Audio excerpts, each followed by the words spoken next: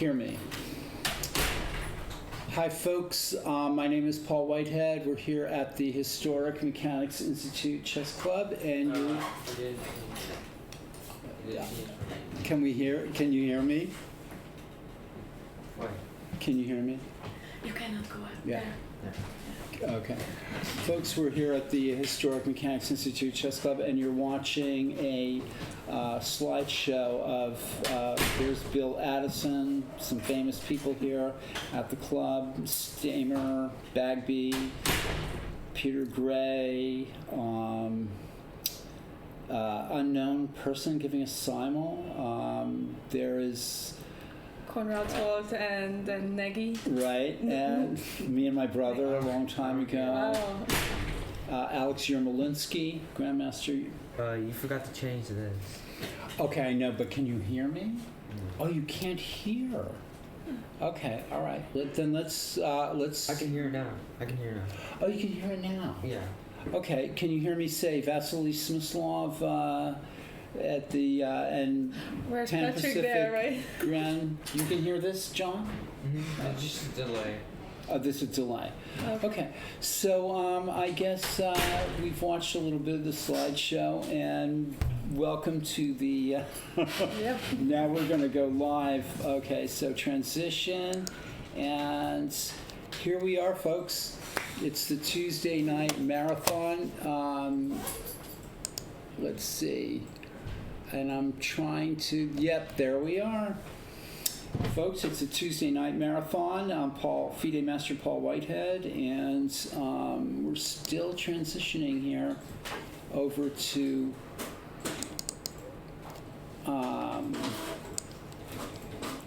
trying to transition to the two-camera scene. Transition. John, can you maybe help me here? I think he needs help. Oh yeah. I got it. Yeah, it's good. It's good? Okay. You need to be patient. This is, I don't know what's going on here. Okay, so we are at the Historic Mechanics Institute Chess Club. Behind me is Judith Starry, the tournament director, one of the two tournament directors here at the club. And we're getting off to a little bit of a rocky start here on the Tuesday night marathon, but let's see. Okay, before we look at some of the games here, and I'll get ready to do that, let's see, DGT boards, and let's see, interact. Okay, very good. All right, before we get into some of our games here, there's Judith Starry, right? Yeah, sorry. That's like good. Starry Night. Yes. We can see your face if you move in a little bit. Yes. And I'll handle this. So what's been going on here at the Mechanics Institute? Chess We Club? don't have Juan today. We don't have who? Juan. We don't have Juan helping us out once a day house. But we have his son. We have John, his son helping us out. I'm very impressed by him. I'm going to put Judith. I'm going to put your name down here, if I can find. That's one of the things we're learning how to do is put the names. There you are, and let's see. So I want to put your name there. There we go. Transition. Okay. And there Sounds you good. are. Okay. So what happened in the Mechanics Institute last Tuesday? I mean, last Saturday. Last Saturday we had a scholastic tournament. First scholastic tournament in many, many years. At the Mechanics Institute. At the Mechanics Institute. So it was very fun to see all the kids, where there are all the IMs and FMs and NMs sitting right now. There's We great had- pictures of those on our we had website of the kids. kids Yeah. playing chess. Yeah, go to Facebook. We have a whole album from the tournament, Okay. and it's very fun to see. them. Facebook, Mechanics Institute Facebook Yep. page, zillions of pictures of kids playing chess at the Mechanics Institute. Yes, so it was very fun. We had 36 players, I think total. So we had a healthy tournament. So Okay. very good first tournament at the club. You know what's interesting? When I first came to the club back to work here, there were quads held. There were little quads held on the weekends, and we were having trouble attracting even 4 players to play. And I'm not sure why. Like adult quads? No, for kids quads, yeah. And I think they worked for a while before I got here, but then when I started working here, it seems to have kind of faded out. And so there was nothing really going on at the club for kids, apart from the classes. And you know, of course, any kid is welcome to play in our chess tournaments, but this is like specifically, and this is Abel Talamentes, everybody, the director of the club. He's going to get on his knees here and Be on our same level. somebody somebody's That's- saying welcome guys. That's us saying Well, welcome. no, I wrote down that to the. She's saying welcome out to everyone out there. To Right. Yeah. Okay. Yeah, so it was fun. It was very fun. Actually, personally, I don't really like quads because it's always depending on having 4 people. Right. They have to show up. If they don't show up, then it's a problem. So I like Swiss better. Yeah. From the organizer perspective, it's much easier Right. and safer. And if anyone cannot show up, we can just forfeit in the first round, and that's it. So that's why we chose Swiss, I think. So we're gonna be running Swisses, and the sections are not too wide, so it And a shouldn't be- great turnout. Yeah, A yeah. really great turnout for a first time tournament. 36 kids. Yes. And we're going to be holding these tournaments every single month, and you can sign up at chessclub.org Yes. and see all of our chess tournaments and all of the amazing things, our newsletter, our archive of tournaments, our games, our upcoming events, links to our Facebook page, and etc. And Abel, what else is going on here? Well, I think Judith already touched on. We have big Scholastic, but this coming weekend we have a big tournament, the Addison Memorial 3-day event. It's 2 or 3 day option, FIDE rated, USCF rated, but $5,000 guaranteed prize pool. So there's a lot to play for, a lot of action, and we already have over 30 entries, pre-entries, which is actually a lot for us because we're used to getting almost like 50% of the entries, in the last day and on site. Right. So that's pretty exciting, and a lot of strong A and experts entering the field. So it's exciting, and I actually even when I made an announcement out there, a lot of players were saying they're gonna register to play this weekend. So I think it's gonna be an exciting weekend. A lot of chess action going on, and it's gonna be exciting. We're gonna be broadcasting the games. We'll have I'm going to be joined by Nick DeFermian, 3-time U.S. chess champion Nick DeFermian, and he and I are going to be making fun of all the chess players that are playing.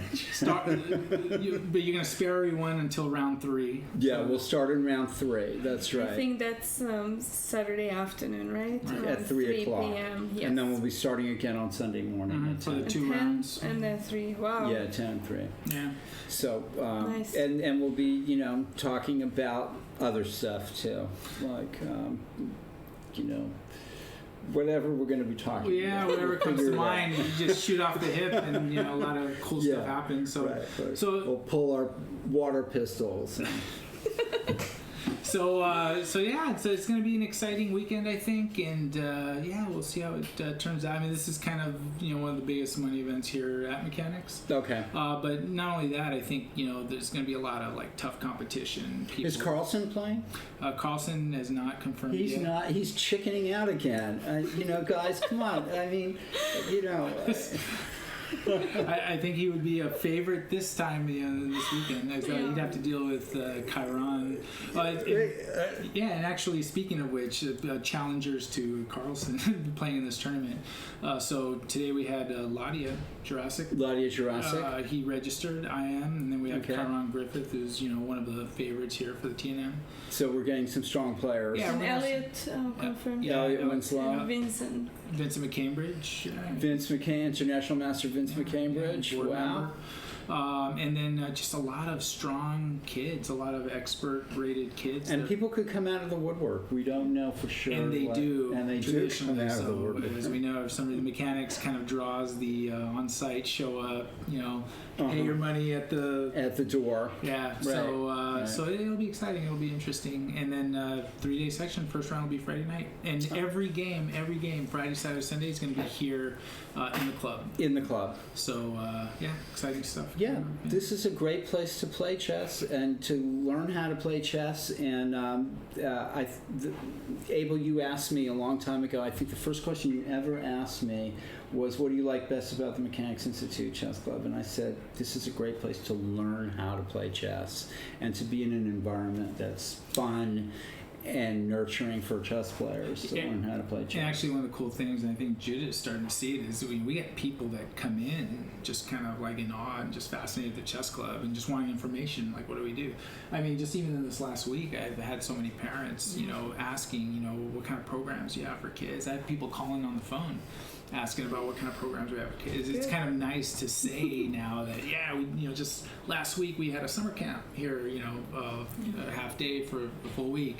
Oh, just last Saturday we had a tournament. It's a unique environment. It never gets torn down, and it's always a chess club. It's always got books on the tables with chess sets and books, and so it's like it's a place to come to. And I don't know, were you here when early afternoon a college student from Irvine came here, and he's graduating from UC Irvine and came here. I said, is Nick here by any chance?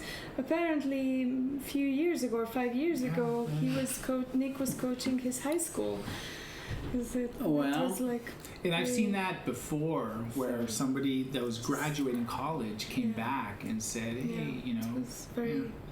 So Washington High School, was it? That's what he said. Yeah. I think I'm gonna reach over here for my coffee.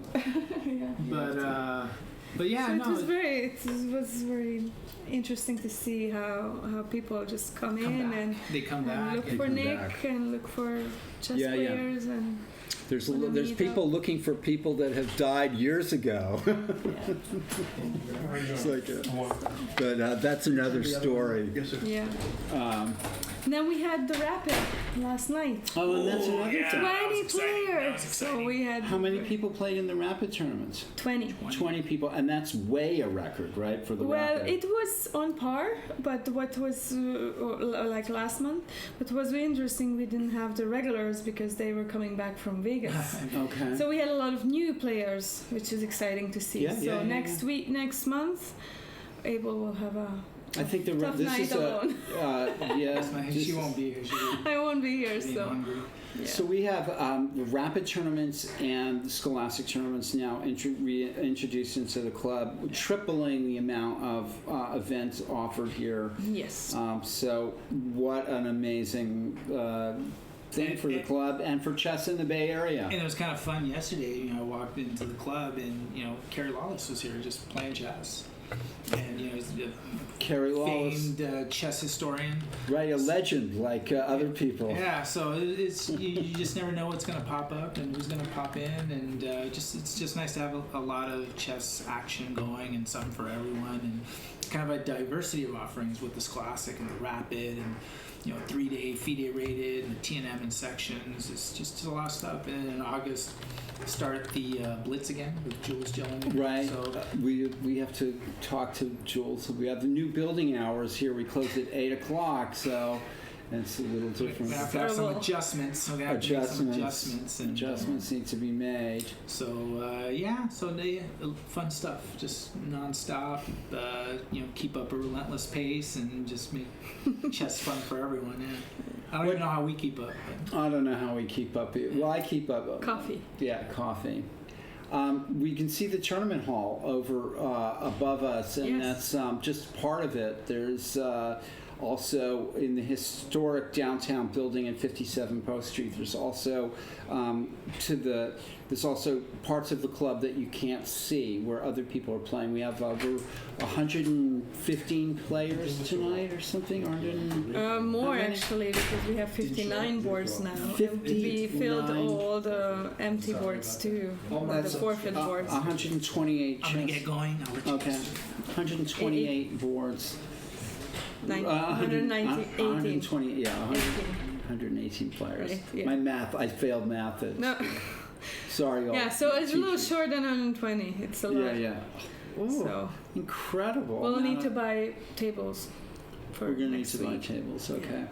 This is the largest tournament of its kind in the country, so, and it has been, it's the Mechanics Institute's flagship event, and we have some strong players here.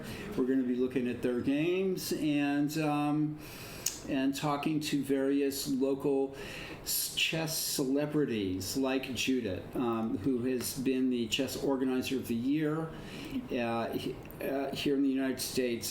Very honored to be working with her. Honor is Already, mine. some incredible things have happened here under Judith and Abel.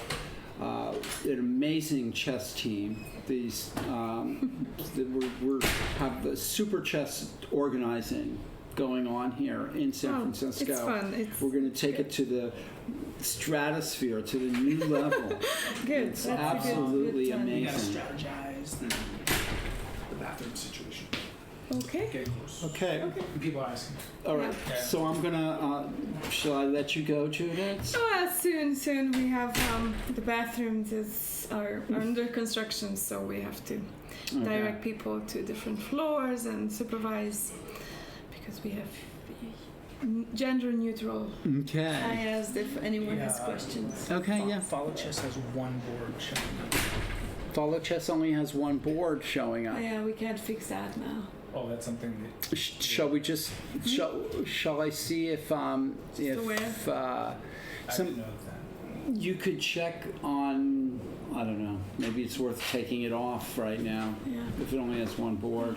So we don't have one today, and so we are No. here with his son was I helping have John. them all. And They're all here. So it needs to be refreshed, maybe. You could Judith? Would you like to I have no idea how to do. Okay, let's see here. You're the master of this. I'm not sure how to You have refresh to it. pull that up. So and let's switch see it. if I go. Let's see. Let's go here. How do I do that though? I'm not sure how to do that. How to get it back over here to reverse the process. It was shift Yes, window, and then I can hit Drag this it. back. But can't you drag it? I don't think I can drag because it's in the other. There's no game showing. We're working We on are that. working on it. Every week it's a mess. It's your fault. Elliot, it's not a mess. We Oh, are okay. human and we make mistakes, but it's So definitely not a mess. if I go shift window and then back, Okay. that's not doing what I wanted it to do. Okay. I'm not sure how to return it to this window. Oh. Okay. Do you happen to know how to navigate it to? We're trying to figure to out. reminders? It's on Chrome, by the way. It's on Chrome. Okay. Yeah, pick Chrome. Let's see. If you select Chrome, I'm going to try something. There. It's Okay. highlighted. All right. So I'm going to push Windows Shift and Yeah. there it is. Okay. Okay. Now refresh the page. That's what I would do. Okay. It didn't work. It's only showing. Okay. That's really weird. Hold on. We're trying. We have technical difficulties here, but we're trying to work it out. There it is. Summer Tuesday Night Marathon. Hey, There we go. are we good or what? Now I'm going to do Shift, Window, and back. Want to go check in the other room and see if that works? I will. It's not a mess.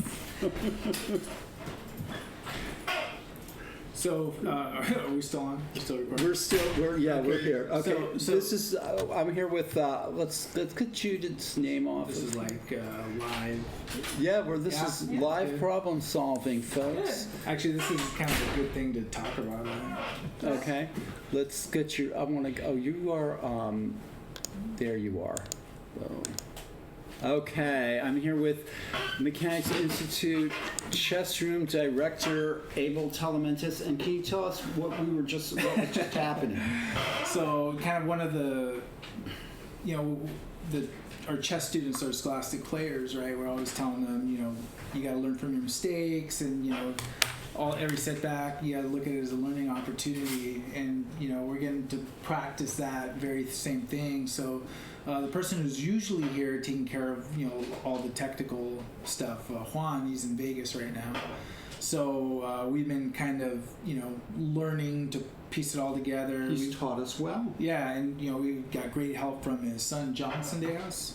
But we've been having to troubleshoot some stuff, and we've literally been like thrown into the fire. And Judith's been doing amazing kind of troubleshooting, and then Paul here, and we're learning how to do it because we're sort of forced to do it, but it just goes to show the amazing teamwork that we have, because it is sort of fun. And the funny thing is even as we're trying to fix, because what we do in the room, for those that don't know, that haven't seen inside the chess room, because you can see inside the room on that camera, but what you don't see is that behind them we actually have a big TV where we show the 10 boards. So a lot of the players get used to coming up and watching, instead of going up and standing in front of the games, they'll just go to the TV. And now they're spoiled. Right, now they're spoiled rotten. So what happened was, we don't know why it happened, but what happened was that something happened on that broadcast where it was only showing one board. And then, of course, one of the players that we all know very well, of course, had to come in and let us know, what a failure we were in showing one board, right?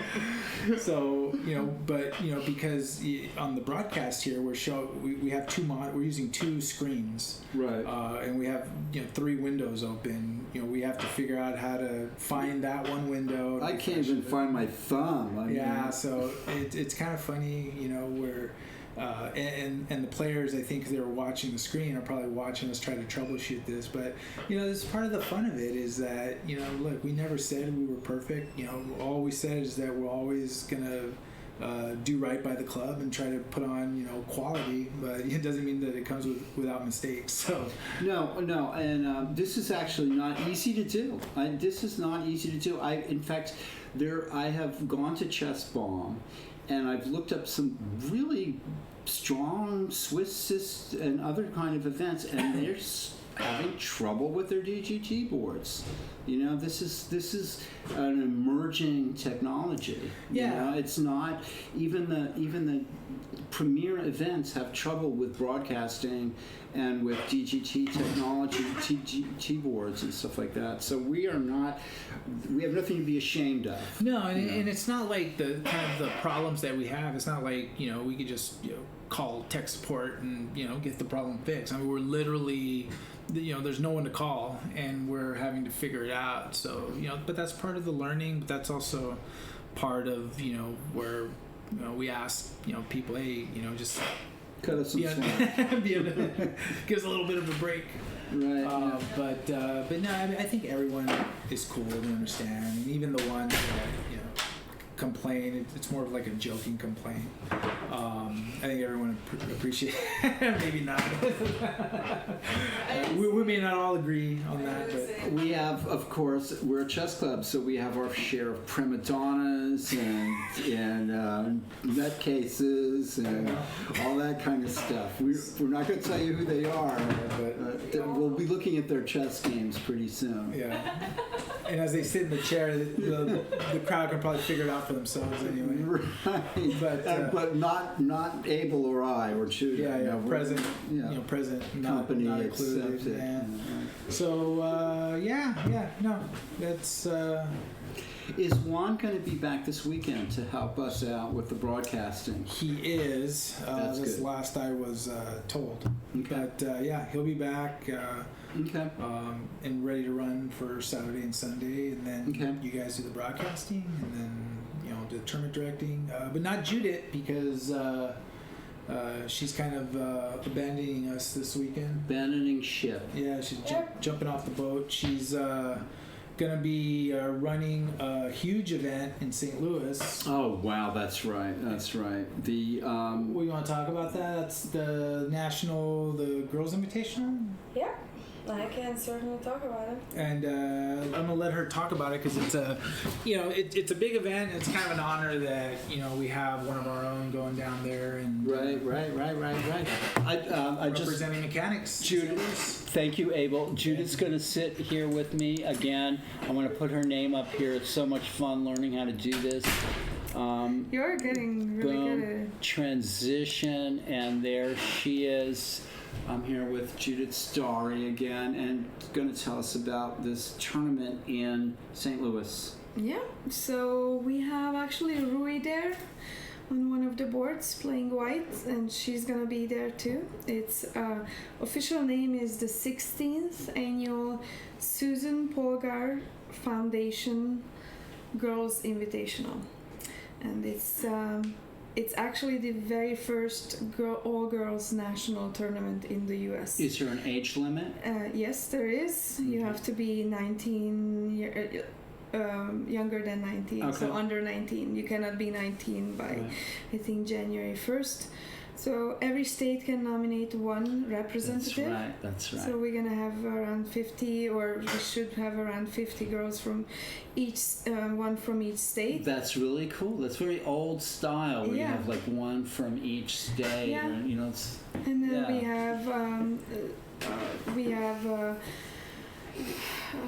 qualifier tournaments like the Susan Polgar National Open for boys and girls, the Susan Polgar World Open. The National Open is here in the Bay Area, and the World Open was in New York City. So each of those sections qualify the girls. The girls are qualified, whoever right. winning that section. And then we have special invitationals, like I think Rui qualified based on that because she's the number one under age 10 or age 8, I don't know. So we have a few very strong girls, the first or second in each category. Who's the highest ranked player in the tournament? Do you know? I have to look it up because it's been a while since I looked But there's it a up. bunch of masters. 23rd. Oh yeah, we have Oh, yeah. three women's international masters, Okay. a couple of women's FIDE masters, yeah, we have quite a few. I think 2300 is the highest rated currently. Maybe Martha. Do you think that that we're on the cusp of a golden age for women in chess in this country? It's such a tough question about how to get girls interested. Is there what is the mechanics do? Mechanics is doing something too. Yes. So tell us a little bit about that, because we talked about it before, but I forgot about. So mechanics is trying to work on encouraging girls. We also, of course, we have the free women's class on Sunday, Mm-hmm. which is amazing, and it's probably one of the longest running women's class in the U.S. It's been running how many years? At least as long as I've been here, which is 7 years. Yeah. So it's been running It's before then. Yeah. So at least 8 years, if not more. So I'm very honored to be a part of this club because of all this history and tradition. And then I have a good friend, Ganesh Ramu, and he approached me and he would like to support girls in chess, and we established a scholarship. So anyone who's in school still, so age 18 and younger, grade 12 or younger, can apply for this scholarship. Is this just in the Bay Area or in California or beyond? Oh, well, since it's for our tournaments, I would suggest to be in the Bay Area. Okay, But so Mechanics Institute related. Yeah, but we won't turn down anyone from, if Sacramento area would like to apply, obviously. Okay. So it's a scholarship. They are encouraged to apply. It's a very simple form, but they try to ask a few questions, kind of try to differentiate between the applicants, and it's a 6-month scholarship. Mm-hmm. And in the scholarship, they are granted 1 free tournament entries each month. And that's big. Around That's probably $300. How for about each what girl. other things are being offered in the scholarship? Are there's any lessons or materials? That's a very good idea. Maybe I can recruit I volunteer. I Good. volunteer for Yeah, a lesson. I volunteer to give a chess lesson as part of this program. That's very generous of you. Okay, so let's fix that in. Fix I it. can teach good. a little bit. You can teach very good. I know that. So yeah, we are happy to do that. It's encouraging girls to regularly. Were there any invitees extended to Puerto Rico or DC? So let me address that one later. Okay. Let's finish up the girls' scholarship. Sure. So basically, the goal is to encourage girls to be regular tournament players, regular USAF rated tournament players, and hopefully this will work. So we'll pick 3 girls in 3 categories: under 500, under 1,000. Mm-hmm. And then 1,000 plus. Okay. And so hopefully we'll have we do have it open. Can we help you? Hi there. I'm new here. I was wondering if I could sign up for a membership. Membership to the chess? Yeah, the chess room. Membership to the chess room for everybody. We actually I'm sorry. Come in. Sorry, I didn't. Membership to the Mechanics Institute is the membership to the chess room is membership to the Mechanics Institute. Library. Membership to the Mechanics Institute is membership to the chess room. We don't actually process memberships here. That's done in the library, which is closed right now. So what do you want to do? Do you want to play chess or do you want to borrow some books from the library? Both, but Okay. chess right now, I guess. Sounds good. So You're welcome to play and come back tomorrow and join the Yeah. club and the library on the 5th floor. Okay. So if you join the library, then you can come and sign up for the tournaments. But there is an entry fee for the tournaments, but for the members it's a little bit discounted. Okay. Awesome. And we have a big tournament this weekend. I don't know. Are you a regular chess player? I used to play, yeah. Did you have a USAF rating? I did. What was it, if I may ask? It's like 2100. 21? Yeah. Wow. So It's a there's big tournament. There's a flyer out there for it. Yeah. It's called the Addison. Yeah, Addison member, $5,000 prize fund, total prize fund guaranteed. And we're gonna have some really good, and you would be in the open section. Okay. So awesome. I hope to see you there then. Yeah, thank you. Okay, bye. Have a good night. Yeah. And stick around. There's a Skittles room around there, and you can watch some of our top boards in there and so on and so forth. Awesome. Welcome. Yeah, thanks.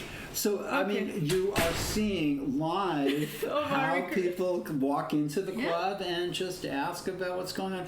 Behind me is one of our tournament players, David Olson. David, welcome. Hi, Paul. Is your game finished?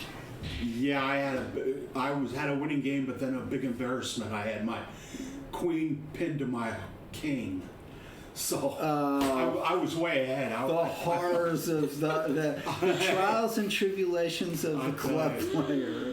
You know, one comment about the lectures. Oh, okay. Okay, the board that's being used by the lecturer is has dark green squares, and when the black pieces are on a dark green square, You I can have a see. hard time distinguishing it. There's another board that's smaller, but it's much more Contrast. easy to that's up on the window to the right of the. Okay. I'm just saying maybe. It's we want all the feedback and we'll tell them. Okay. We'll I'll fix tell them it. that- Thank yeah. you. Okay. Thanks, David. Thanks, Paul. Thanks, So are they ever going to require membership for the chess players as well, or not? I don't think so. Okay. I don't think so. We have so many tournaments here and people coming in and out. I don't think they'll require. Yeah, I have membership myself, but it's Membership to the Mechanics Institute means that you also have access to Right. 5,000 chess books, and also It's a beautiful building too. a place I have use a membership. big library. yeah. I have membership, but I was just wondering. All right, David. Okay. Thank you very much. Thank you, Judith. Okay, thank you. And Chief TD just texted me he needs a sign from me, so I need to make a Okay. sign. I'll come back and I'll Yeah, we'll can finish. We'll finish take a what we were vote. Yes. talking about. Okay. Yes, no, I know.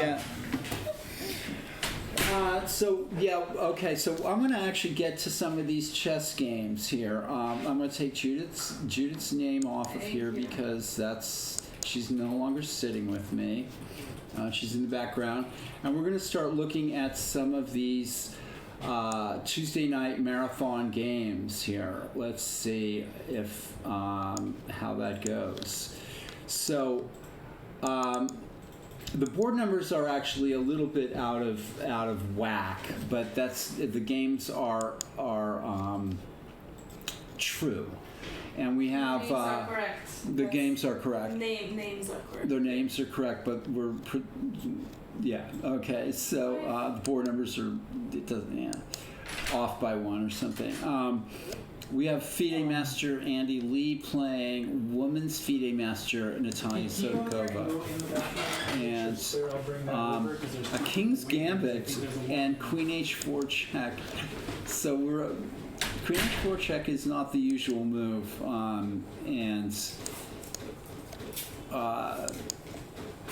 Black offers an interesting gambit here.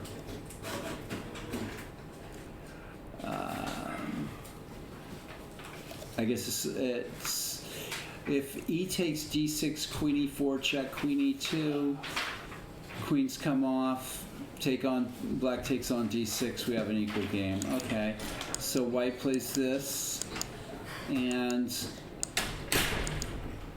we're off to sort of a slow start here.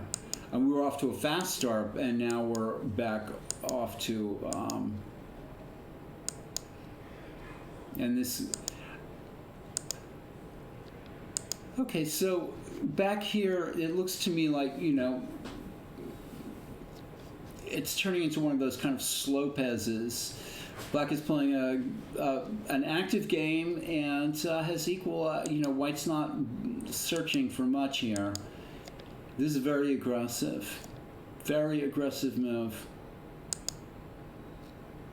Let's go back here, just take a quick look at this. We're not using computer analysis, which is part of the charm here, or maybe it's a mistake, but we're flawed and deeply human analysis from the commentators that walk in here. So if Knight D2, Knight C2, Queen C2, Bishop E3, I guess is one possibility. So a bit of lots of desperado tactics here.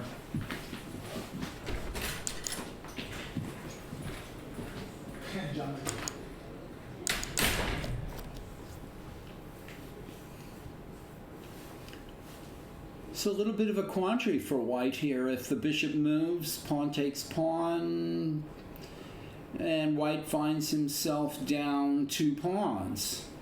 I'm not sure that that's really what he wanted to happen here in the very, very, very sharp game. I like the way black has really taken the fight to white here. So, which is very typical of the level of competition here is quite strong, and we have experts and taking down masters, and nobody's getting a free ride here in this tournament.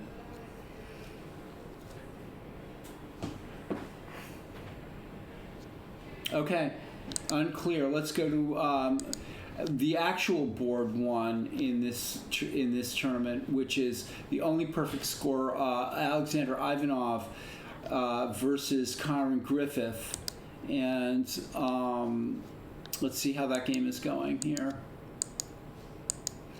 Griffith is a FIDE master with an international master norm and rated 2450. And Ivanov is still under master, although he's capable of beating 2450 player himself. So has a few scalps. And we have an exchange French, winnower, started out as a winnower, and a kind of a maneuvering game here. White threatens mate, and he saw it.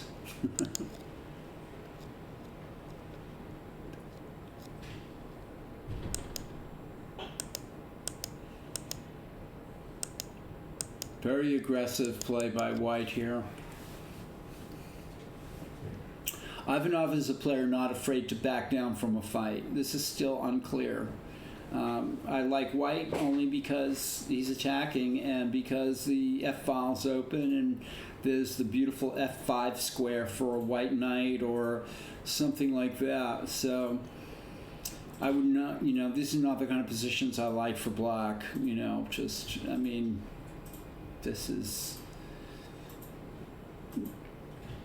yeah, not good, I would say.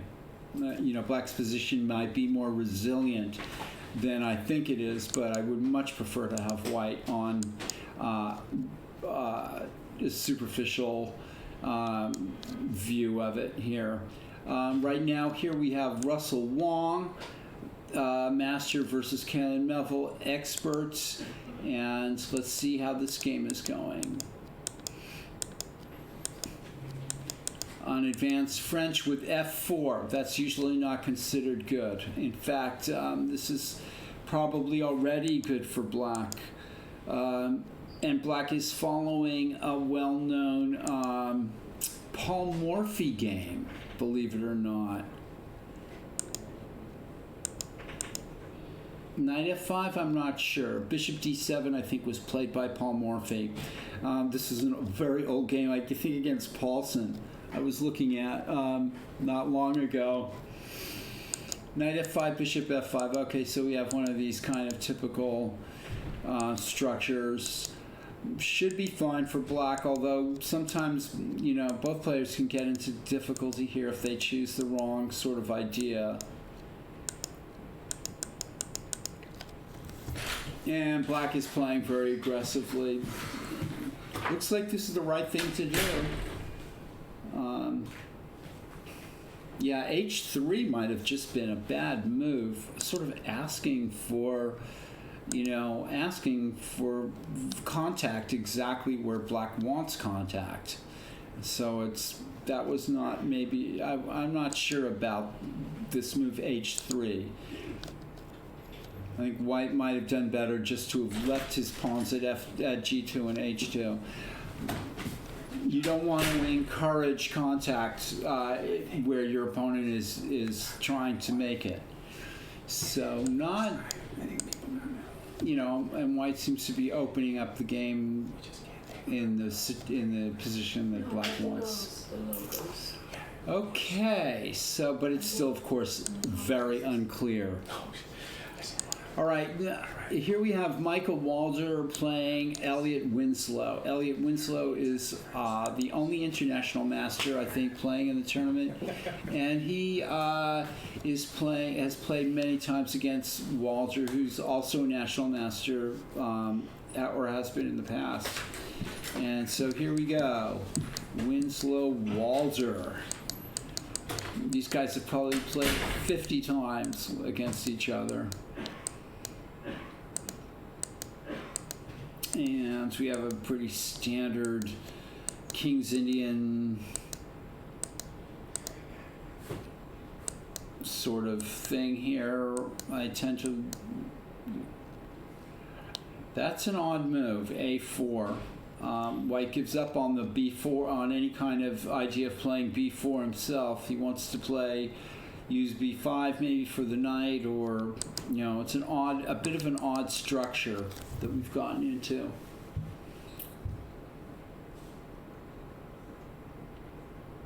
Normally, I would expect black to play something like pawn to E4 here, or else knight to E8 and F5, although that's dangerous on the king side. Still unclear. We've started the games in sort of in the, you know, on the 13th, 14th move. Okay, this is an interesting pairing. We have two masters playing. Rui, who's I think 9 or 10 years old. She's one of the strong, or maybe she's under 11, and one of the strongest players under 11 in the country. And she's playing a strong master, Tenzing Shaw. And let's see how this game is going. Another King's Indian Benoni structure, and Bishop C3 is a common idea, although black has to be careful here. Black hopes to take advantage of the queenside pawn weaknesses, and white maybe tries to play an attacking idea with E4. Okay, so black is playing, you know, a sort of containing white on the queen side here. White would like to open the position up probably by playing E4, but that's not happening, and the pawn structure has changed again. And white plays E3.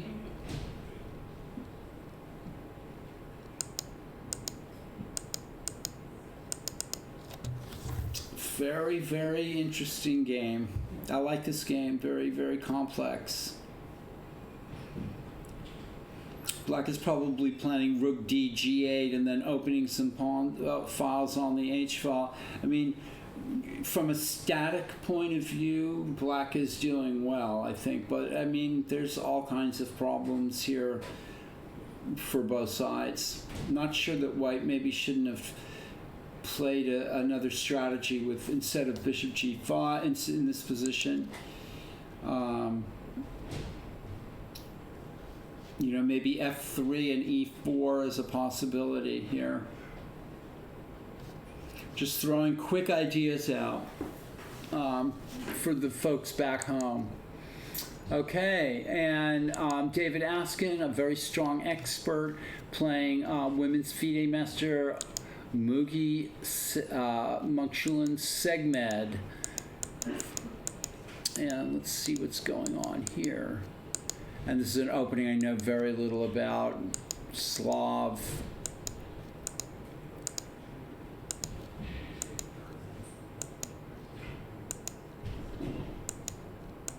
Again, these experts are not afraid of the masters in this tournament.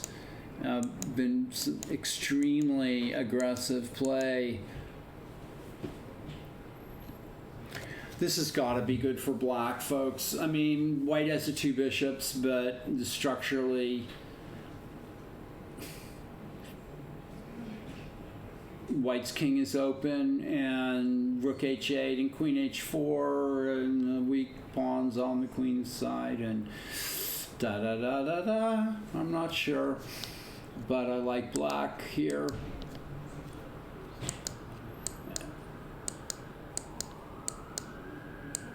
And I still like black. Black is a bishop g6, of course, is a threat or something like that. Bishop f5. But, you know, queen h8, maybe. All right, black is doing very well here. And thanks for watching. People who are watching, we appreciate it. And feedback, anybody wants to get in touch with us at chessclub.org. There's all our contact information is there. This is the Tuesday Night Marathon, the Mechanics Institute's flagship event. And we are running through the games on the top 10 boards. Okay, Conrado Diaz is one of my favorite players in this tournament. He's won the very, very solid player and has won this tournament a couple of times, more than a couple of times. Rarely gets into trouble.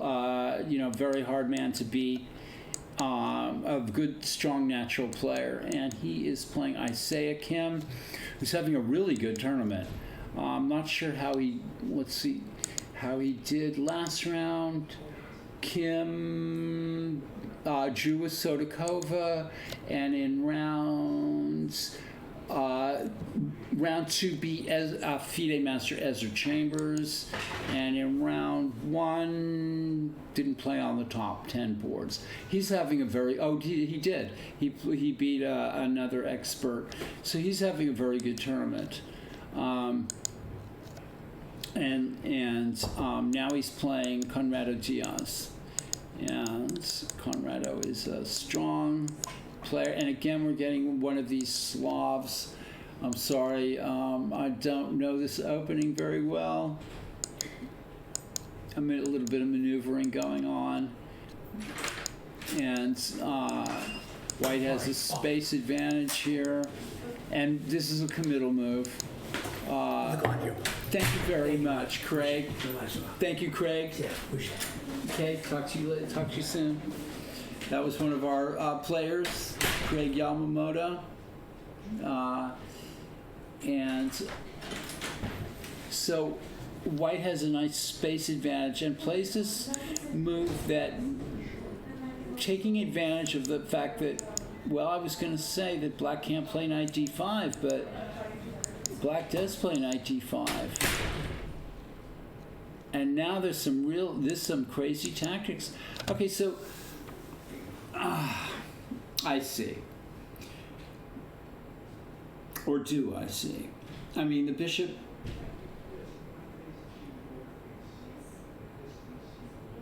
Is there some tactic here that's preventing let's say, if bishop a2, I see that Black might be able to regain its pawn through some tactic with bishop takes d3 and the pawn on rook takes c1, bishop takes c1, and then taking on e5.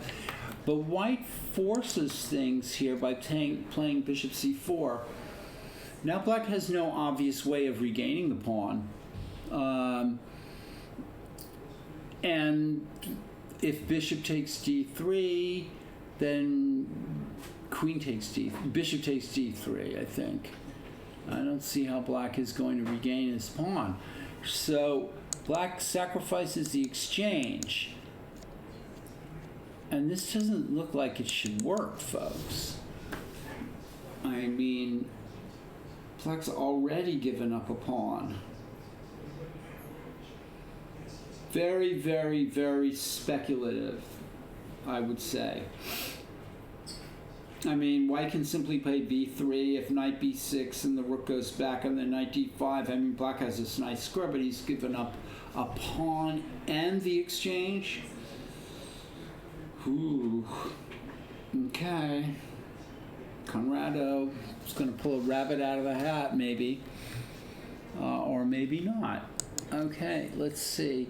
And we have another game here, an expert, I'm not sure what his rating is exactly. Tratner versus FIDE Master Ezra Chambers. And another Slav. People, give me a break. Or was this? Yeah. Give me a break. I don't have to like this opening, do I? And we're at an exchange, Queen's Gambit. Black playing very aggressively. Perhaps White's already done something wrong here. Hi, Paul. How are you? What's been going on? How's life? Just commenting on these games. Yeah, Any thanks. action? Yeah, nothing. Nothing yet. Nothing. How are you guys doing? Good. Well, Joined again by Judith and Abel. We're kind of Troubleshooting the bathroom issues at the club. Yes. Yeah. Anything? Recruiting volunteers. Did you get to and things like- inform the public on our No. Bathroom no. adventures? unique situation? One of the bathrooms is out in the club here, so The men's bathroom. The men's out, bathroom. And they cannot use the library because the library is closed. So we have a gender neutral bathroom. a gender-neutral bathroom. This is California, and so is there any problem? No, it's just the only thing precaution is that for any girls who are minor, we do provide mandatory supervision because Okay. it's not optional for them. It's That makes total sense Yeah. to me. I want to do it for my girls, or I want anyone else to do it for my Absolutely. girls. It's just sure. Well, it doesn't have much to do with chess, but it has to do with being in a building and having But a it also has problem solving. Problem skills, solving. You gotta think moves ahead of what can happen. And so all that's going on. So Oh, Michael is here. Hi, Michael. Michael. Michael Agnew. hey, Michael, yeah. Hey, F Pawn. Yeah, So- great. So since he's joined us, Okay. so in the last newsletter, I had written a piece about making the move on the board first and then recording it after, and that it's a USCF rule. And it is a USCF rule, and the rule is in the rule book. However, the paragraph that I cropped, that I copy pasted out, was pertaining to paper score sheet. So it was technically the wrong rule that I was quoting. Right. So there was some ambiguity in what the rule stated and in what I was saying. So in this newsletter, I thank FPON for kind of catching that and bringing it to our attention. So we'll We have clarify people that are just paying a lot of attention to us. And that's what we need. No, and that's awesome. That's fantastic. Yeah. We want that, actually. And actually, that's not the first case where, a rule was said and then someone, called into question something and then just, actually, they were right. I mean, I'm glad they brought it to our attention. But, that's how we learn also, is that, we're always doing our best. We go from our experience, but at the same time, sometimes we're wrong, and when they bring us to our attention, we admit we're wrong, and then we learn from it. So Right. that's just life. When I was a formative chess player, there was this book came out called Think Like a Grandmaster. Do you know this book? I know that book. One of the main things that he talked about was that you should sit on your hands before you make your move. And also, you should write your move down before you make it. And there's all these funny stories in the chess literature in the past and so on and so forth, with people writing their moves down and covering them up. And I think even Bobby Fischer talks about it in my memorable games, of all these things, or people, writing down moves and crossing them out and writing down a different move, and people trying to peek at the score sheet and all this stuff.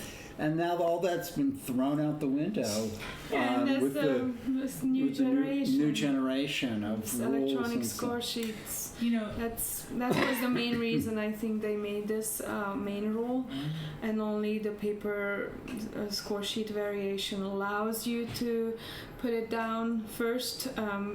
But the main rule is that you should, or most organizers should use, is that you should write down, you should make the move first and then only write it. Because it's note-taking. I mean, Wesley So got forfeited for... that was self-motivation, but... He was actually writing notes, actual notes, like to self. But Right. the kind of point is that we're not trying to legislate chess or decide games because of technicalities. It's just kind of a rule, just a way of doing. Right. And that's what it's about. So even if we catch players doing that or something brings it to our attention, we just make them aware of the rule and we just say, that's the rule. There always were players that are very sticklers for the rules. My brother was one of them, and also people like Walter Brown, and then Yes. there were players that were like, I mean, They had to have it all spelled out for them exactly. Everything was like had to be just so. And I always,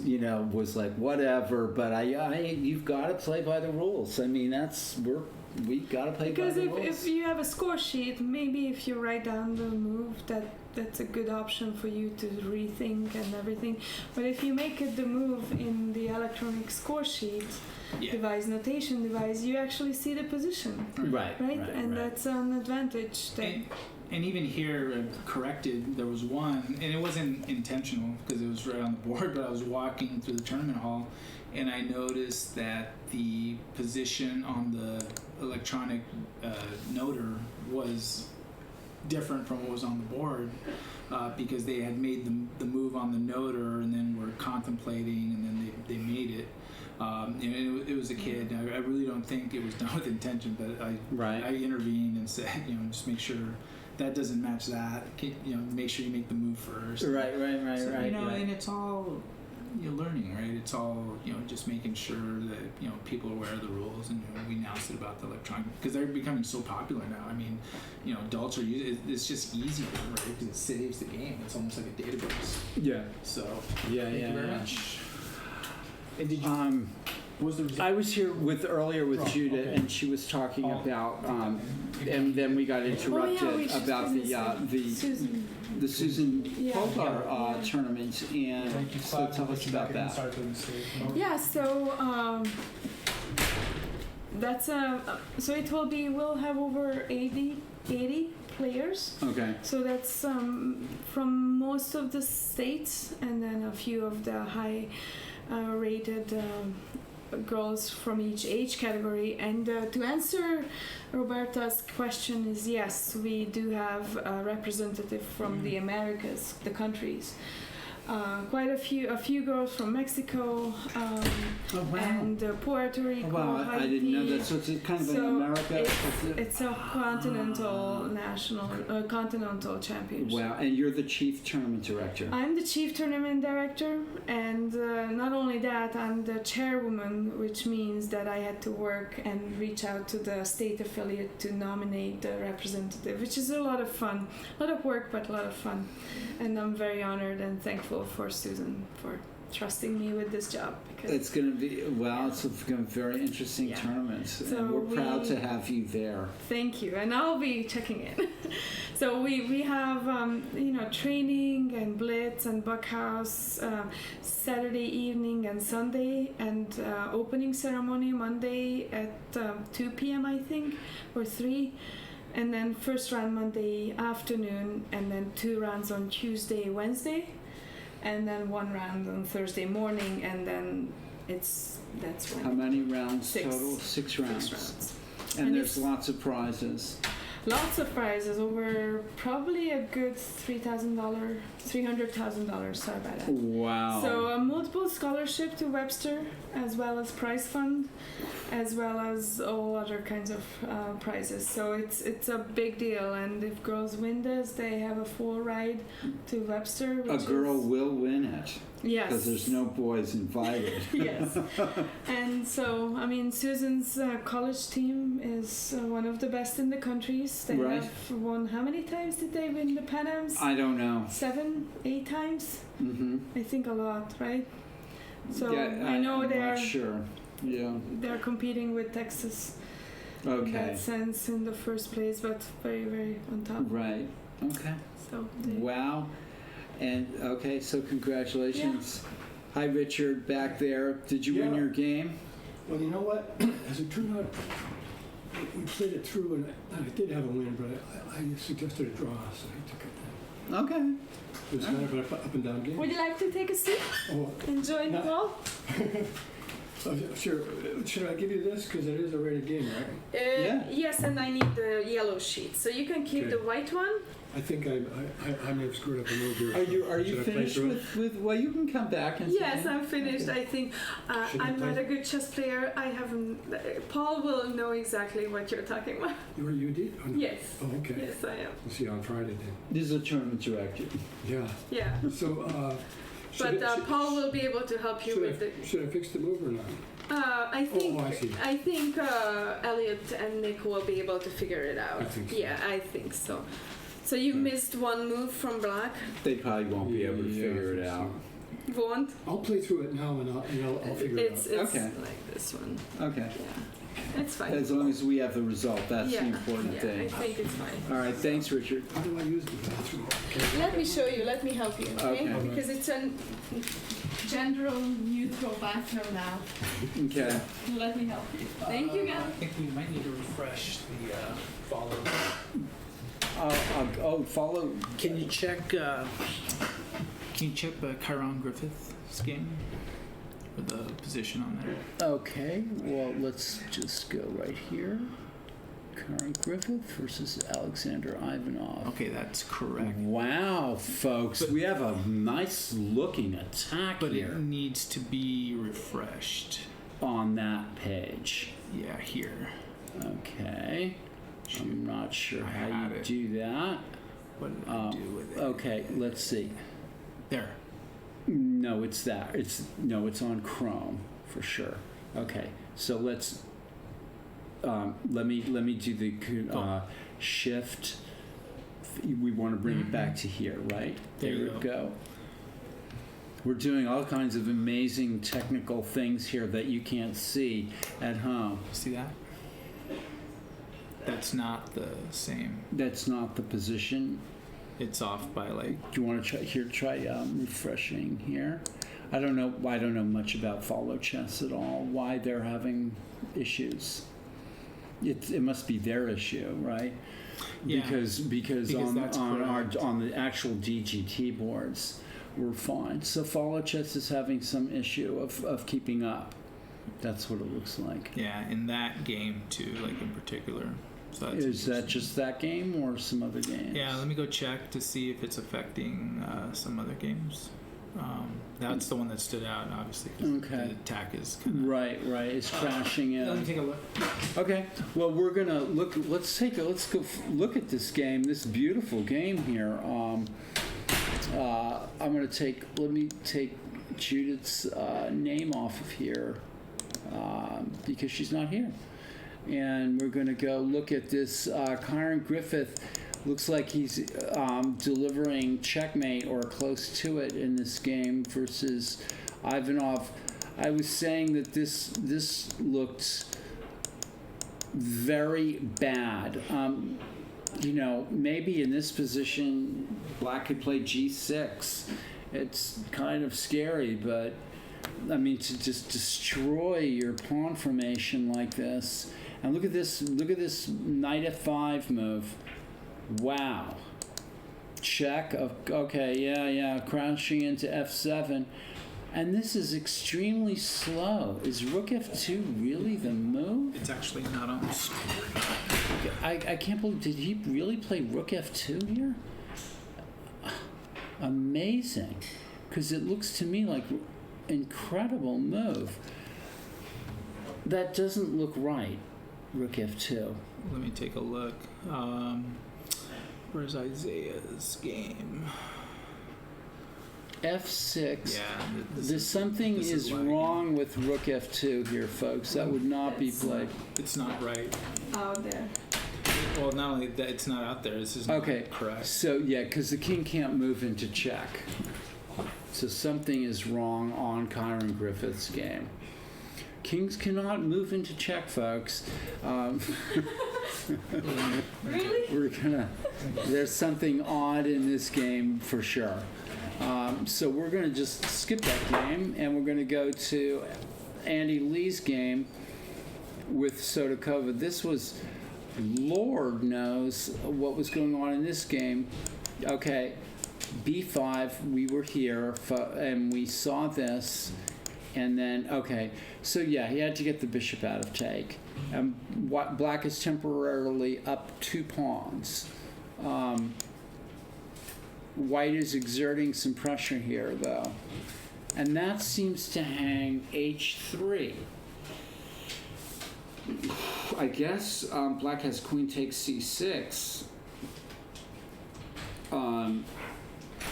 If queen h3, queen takes c6. Yeah, the queen, Chiron's going. Queen is on f5, and Well, there's nothing we can do and the about rook's that. on f7. I can't fix that. Chiron Griffith. Yeah. Yeah, that's There's nothing. strange. So, is this the right Yes. position? That's yeah. All right. Well, okay. So then h4. That's correct. Right. And time for Ivanov probably to give up. So we reached the right position Yeah, through the wrong moves somehow. yeah. It's very interesting. Did they not notice? No. It's not that it's not their something. fault. It's- Something must have happened here. Can I take this into the next room, or should you want to just leave it? Yeah, I think we have to cut this. None of the boards are correct, or just one? The two that I checked are not correct. Okay. They're lagged. They're lagging, or Yeah. And we are online. Yeah, I saw I that. checked it. Yeah. so I'll tell you. Let's X this out. Yeah. Exit. And let's just turn it off. Yeah, Turn it off. Well, no. Out there. just the screen. screen Okay. in the room. Okay. Okay. So we're back here. Okay. Does black have a chance here? I mean, the only move looks like bishop f4 or bishop e7. Yeah, it's off. I think that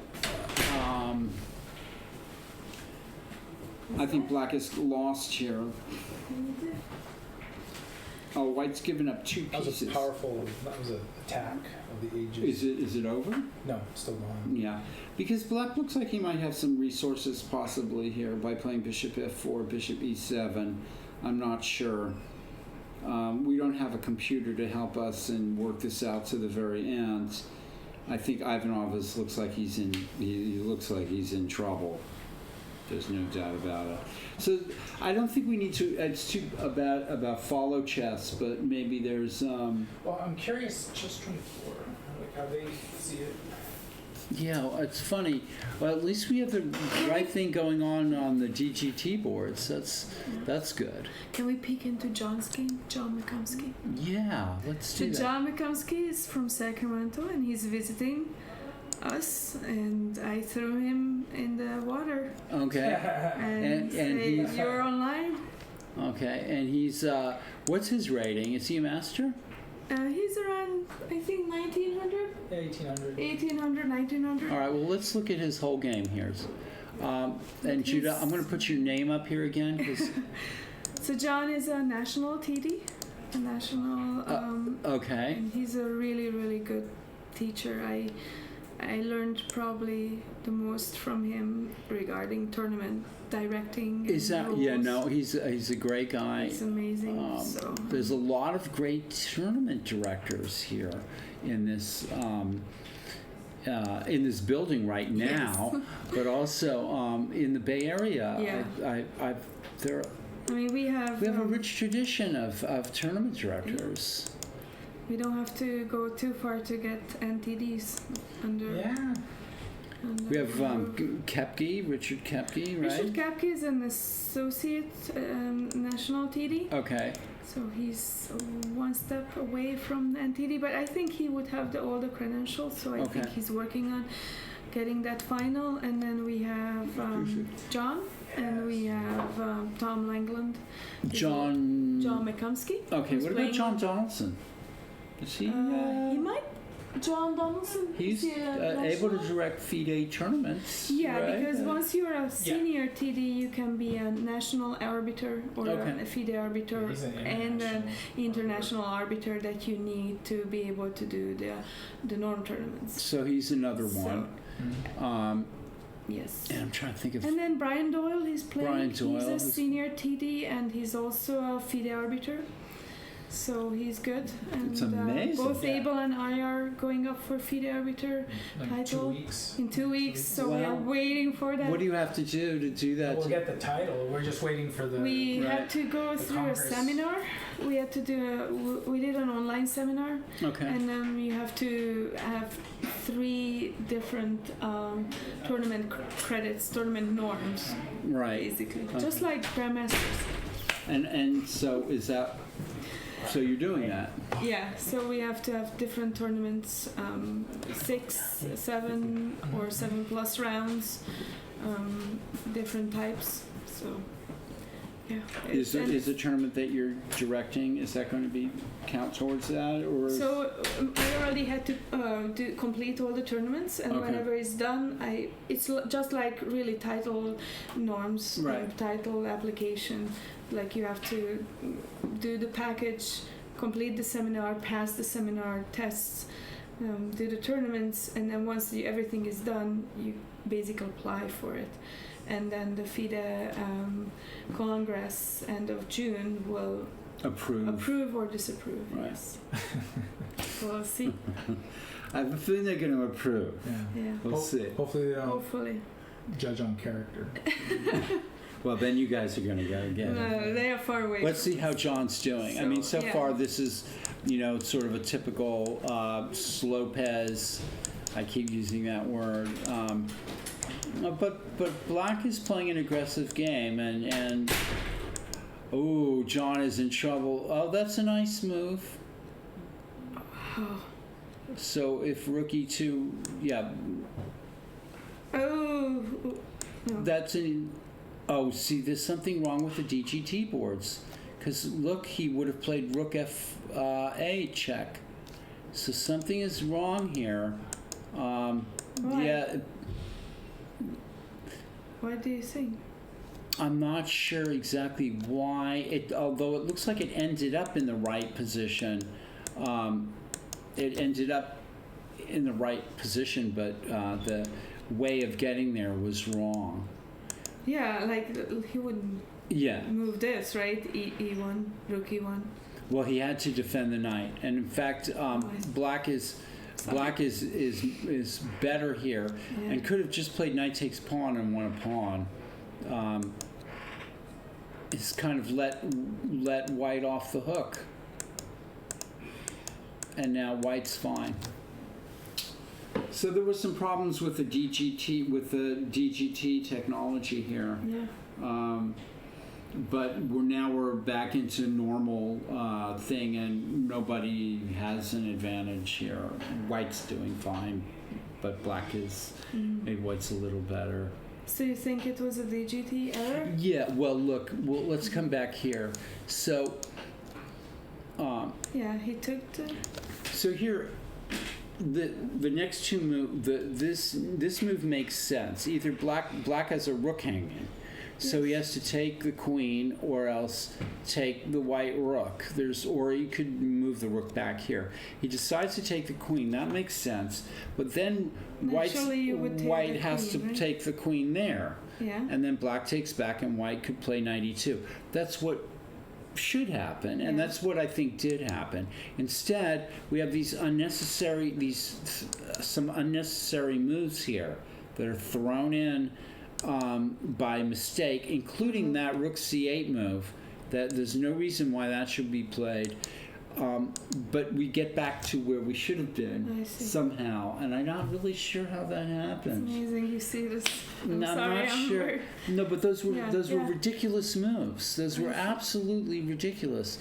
Like this, starting off with this move, Yeah. rook f2. It doesn't make any sense. We had to take the queen. So eventually they kind of worked their way to that, but not the players didn't do it. Yeah. The chessboard, the DGT technology did it. But in this situation, Black should have played knight takes a2, Yeah. attacking the knight. Winning a pawn, rook a1, knight b4, and then Black has just won a pawn. Instead, Black allowed. I see. There is. Okay, so if knight a2, rook a1, knight b4, I guess bishop b7 is possible. Mm-hmm. But then knight c2, and I'm not sure what's going on. But Black didn't go there, and Black defended the b pawn, and then we ended up in this position with, equal chances. Nice. Okay. well, I'm happy for I don't know what's going on with these DGT boards. Yeah, it's weird. I will be very interested to see what Juan says about this. Yeah. Let's see. Okay, I'll give the seat to Abel. He knows Speaking more of- chess than I do. Speaking of Brian Doyle, we just saw some really strange things Yeah. happen on the DGT boards. Yeah. I'll show you. And actually, chess 24, I just looked. That one's not This at all accurate. This one was very strange. I'll just go by just as we try to work. So the game was normal up to this point, and Black played rook takes e2, which is fine. But then instead of playing rook f8, knight e2, there was a bunch of strange moves here. Rook f2, queen f4. Those are two strange moves. White takes there, then rook c8, and we arrive and white plays rook f8 check, and we are sort of arrive where we should have. We arrive where we should have. Should have by some other. It's actually I don't know that we've ever had it where several boards were just kind of misbehaving.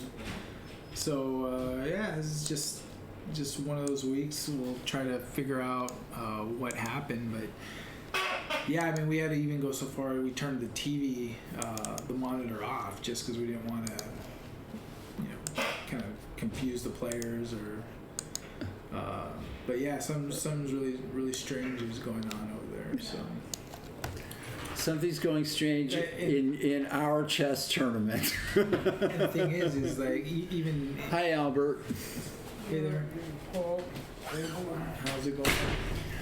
am I disturbing something? Not at all. No, not at all. No, we're just talking. Dr. Steinberg, you told me I won the selection there. It's going to get a check, but it hasn't come yet. You know? So that's possibly what's going on, Yeah. is that the checks haven't been issued yet. Yeah, because you're the second player actually from that tournament inquiring about it. So we'll follow up tomorrow a bit because it's possible that they just haven't been.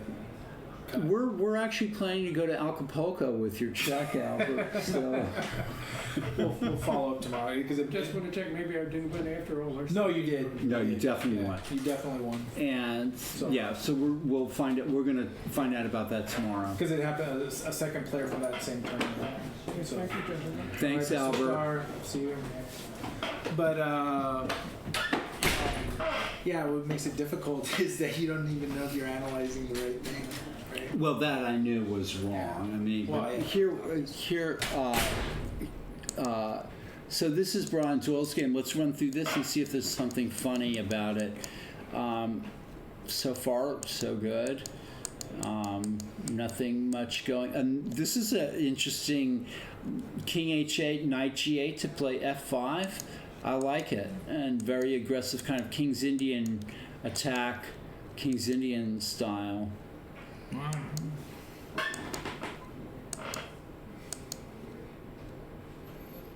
And White might be thinking of sacking on E5, and he does.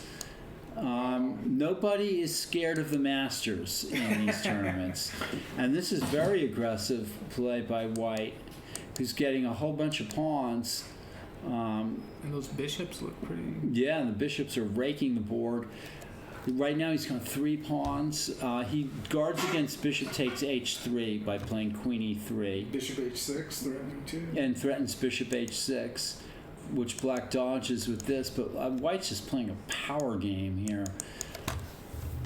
All right, so e4, something is hanging at e4. Very, very White. And not only that, but White is just way ahead on time as well. So, unclear. A little bit unclear, although, I mean, what about even if White played bishop d3, it looks passive, but the fact that you can push the pawn and Right. kind of open that. But then comes knight takes b4. Yeah. Yeah. And then it's threatening. So, but maybe e5 right away, and then if knight h5, move the bishop to h6 or something like that. But at least this game doesn't look like No, something happened no, to it. no. Let's see. We can run through some other games quickly. Here's Lee versus Sotokova.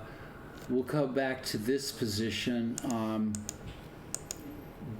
D2. This game has made sense so far. Okay. Wow. Andy Lee sacrifices the exchange. And Natalia may have had no choice here, or did she? She could have moved the knight. The knight's attacked. If knight b3, then queen g7. Is that really so bad? Is that so terrible?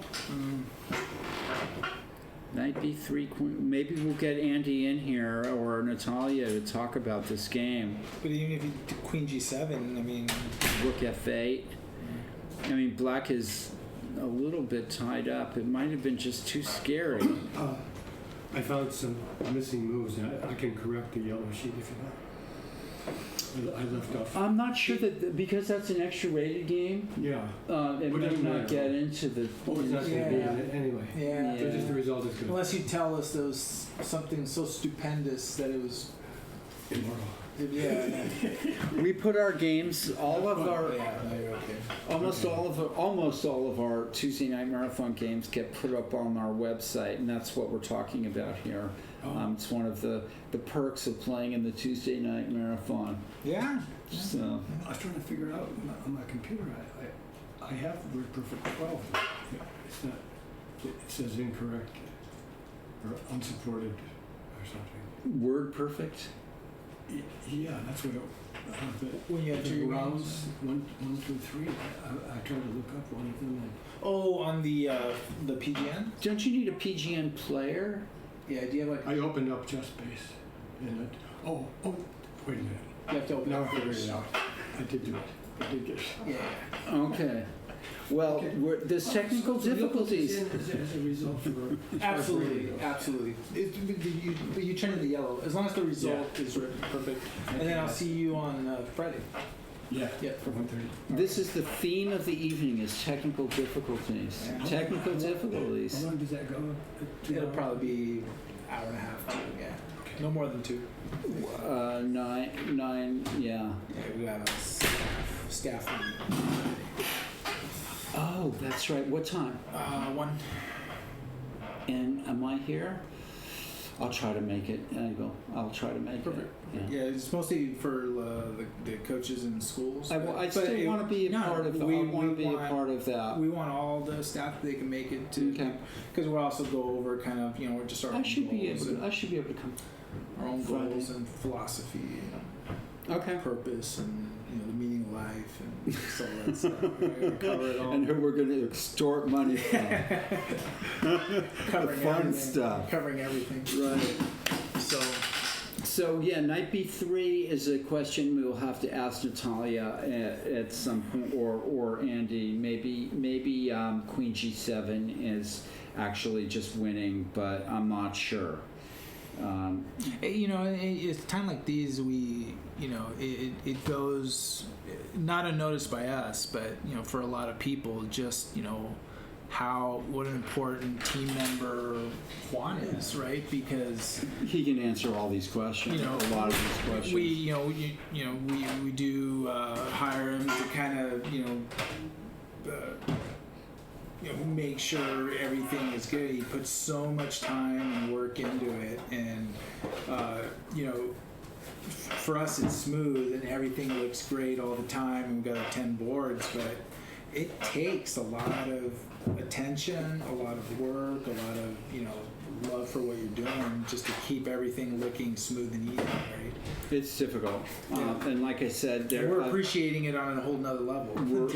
Yeah, and like I said, there are other chess tournaments that have these technical glitches, that are having technical glitches. We're not the only ones. Yeah, and this one's weird because Chess 24 looks completely off in terms of these games. So yeah, we'll figure it out, and Yeah, But and some of the games that are- could be their fault. It might not be our fault, and it's their fault. It's the fault of the websites that are broadcasting the games. Although DGT itself seems to be doing an okay job. So Natalia castled and lost the pitched the knight at c5. In which case, you would imagine that if white can consolidate here, we'll have some serious winning chances with two bishops versus a rook. But that pawn, the pawn. By the way, there's a sign outside the door, everybody. Abel and I are laughing. It says no, go in through the other door. We're in the fourth round of the TNM, and we started this like two TNMs ago, where we put a sign by this door that says, do not enter. I've made pre-tournament announcements where I say that, even as I say, do not enter, please do not enter, I know some of you are going to still try to, pry open that door. And, we're around four, and we always hear the knob turning. People just want to get in through that door. Right. And so it's just kind of funny. I think that'll be a forever thing. That everyone's going to try to get through. So this is not an easy position. Hey! No, absolutely not. Probably not an I easy. spaced towards the end. I thought I had a winning end game, and then I think I spaced out. Maybe it was a draw. Okay, so Yeah. Or some. Good. I'm gonna ask you about Saturday. Okay. Thank you, Abel. Yeah, we'll be back. So Okay. Edison, you can definitely register. Are you a member or not a member? There's all kinds of activity back here. Oh, This is a working chess club, and that's why you're seeing all this stuff going on. This Tuesday night marathon. Did you pay for the marathon already? Oh, I'm not sure. I don't think so. We will know. We will be able to find out if you paid or not, because we have a record of it all. So. I can check through my card. If I know the approximate date. I'm gonna steal this chair. Okay, folks. So Andy, we might have some trouble here in his game with Natalia. This is not an easy position for white or black. And Natalia has her queen, has her king nice and safe now, whereas before there was some trouble, and maybe that's why she pitched the knight at c5. Okay, so we're going to move on to Kyron Griffith versus Alexander Ivanov, and this game was.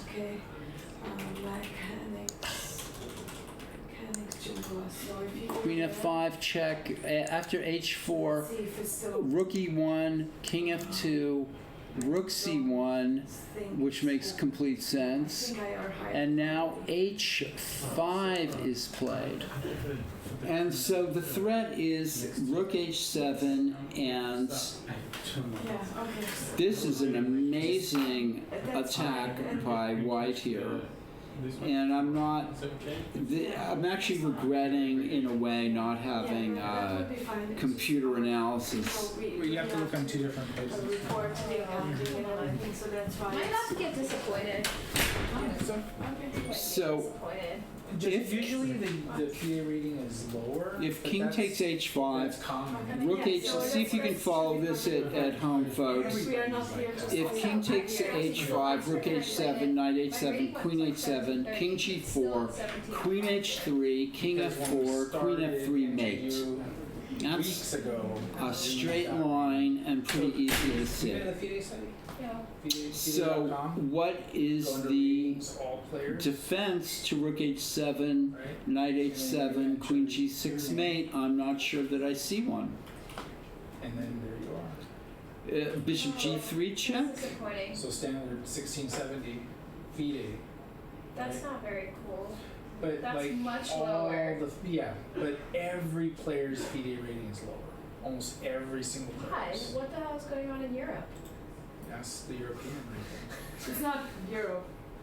Well, it's different than the United States. So Yeah. So let's see, Bishop There are G3 check. stronger tournaments and a lot So more. the rating system is different Yeah, than the one it is here? Per different. FIDE, yes. Yeah, FIDE rating is different than USCF, first of all.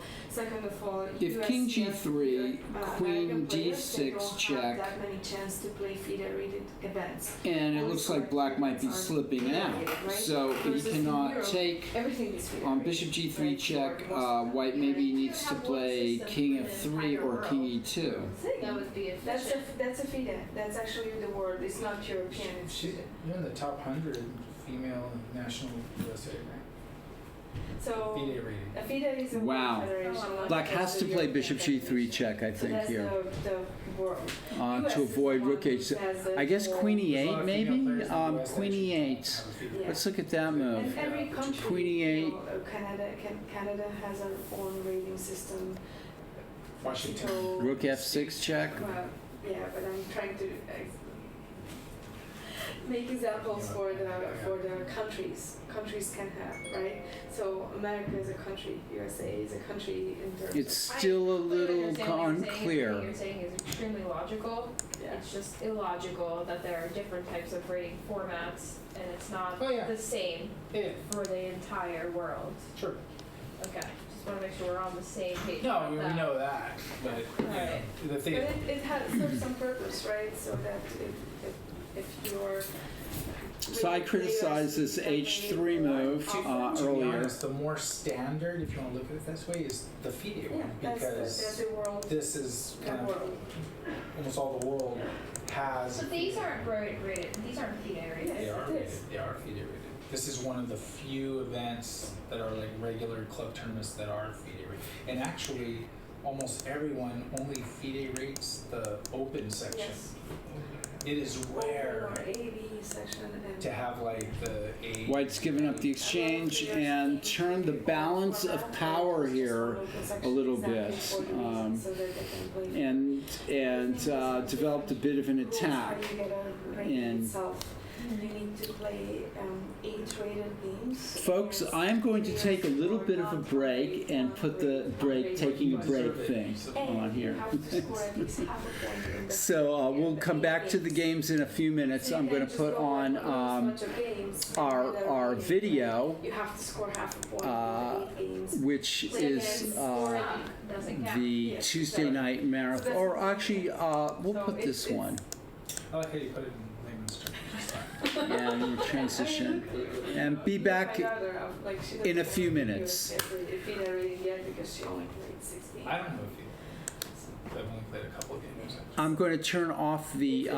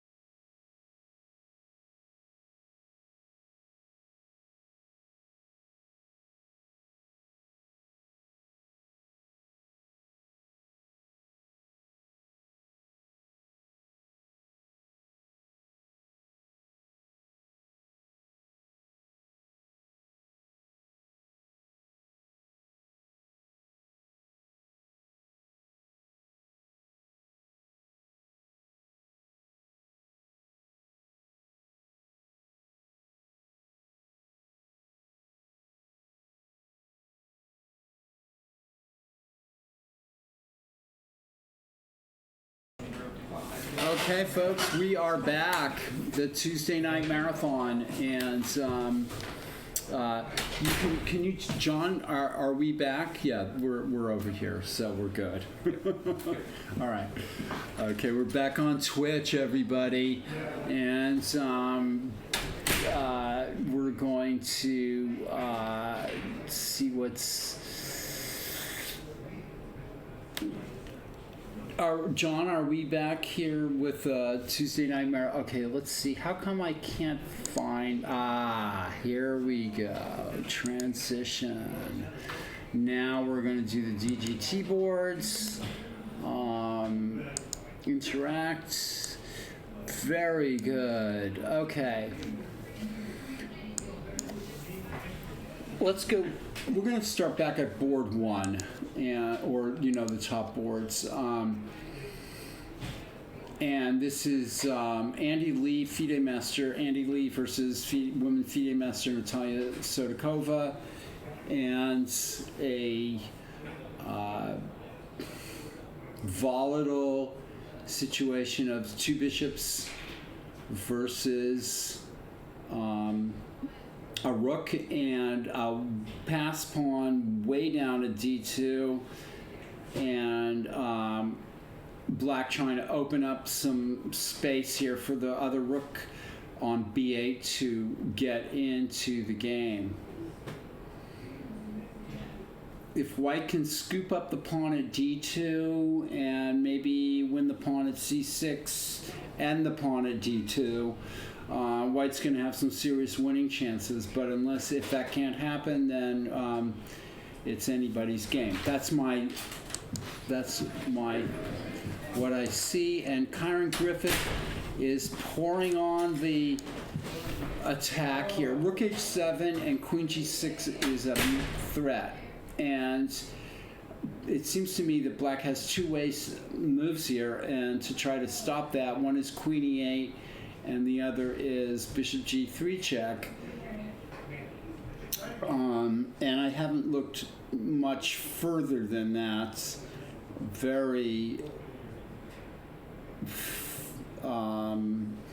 black is thinking, going into a long think here. I really hope that Kyron comes in here and looks at the game with me, because this has been a spectacular effort by white to get into the black castle's king position, and to try to breach the defenses here. White's just giving away given away a lot, and is on the cusp of mating black, but it's still not over. We had this game that sort of turned into a bit of an attack for white, but black's like, where's the beef here? I'm going to play rook d4. Show me where the mate. If knight d7 check, is that a possibility? Then the black king runs over to e8, and then maybe knight c5. Then queen g6. Okay, quick couple of moves there. Knight d7, check, king e8, knight c5, queen g6 as a possibility. All right. Let's see what else is going on here. Oh, this is Winslow Walder. The two roommates, and these guys have probably played each other 70, 80 times. I'm exaggerating. He did play knight e8 with the idea of playing f5, and very complex game. Very, very complex game. These guys are not afraid to fight. This has been an amazing, not amazing, but it's been a tactical slugfest.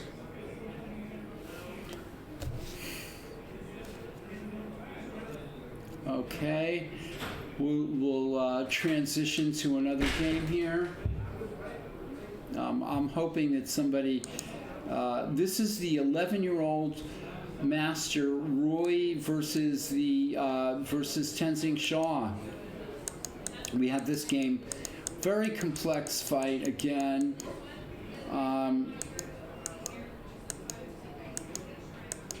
And white is just biding time here and not doing much.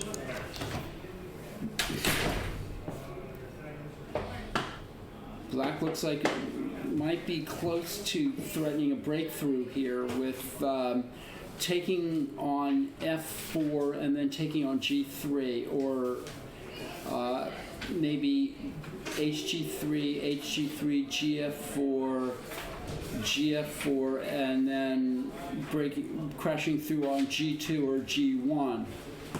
Seems to be a bit of a threat here. Black looking for a way in. You're welcome. Let me walk you down. And let's see, David Askin versus Muki Mongshuan Segmed. Let's go back a little ways here. This, I thought Black was well in control here, or at least on the attack. And white is trying to open the game up. This is a problem for Black, this long diagonal. Black's gone pawn hunting, and this, ooh, okay. Complicated. King e7, queen b7, e5, then fe5 and rook f1 check, e5. I'm just throwing variations out here. This is still in the unclear zone. If e5, fe5, rook e5, rook f1, king e6, and then white could maybe even play rook f7, king e7, queen b7, and then ring around the rosy. No, Black can't play king f8 because of queen c8 and queen c5, although the rook is hanging on d1. So there's a lot going on here. King e7, queen b7, king f8 is a possibility. And white needs to then watch out for the rook on d1. Complicated position. Isaiah Kim versus Diaz. This game was not going well for Diaz a long way back. Okay, so let's see exactly how Black even got this far. Black lost a pawn, sacrificed the exchange for probably nothing near enough compensation. In this position, decided to give back the exchange, although it looks to me like he could move the rook to c7 or something like that. What's wrong with rook c7, folks? Absolutely nothing, I don't think. I think Black is just, one step away from losing here. White decides to give back the exchange. And even though this is looks like it's close to winning, the other way was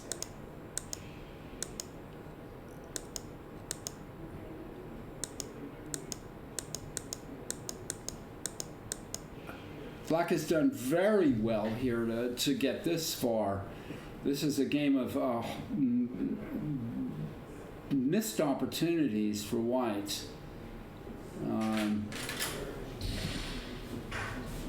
A lot of missed opportunities for white here.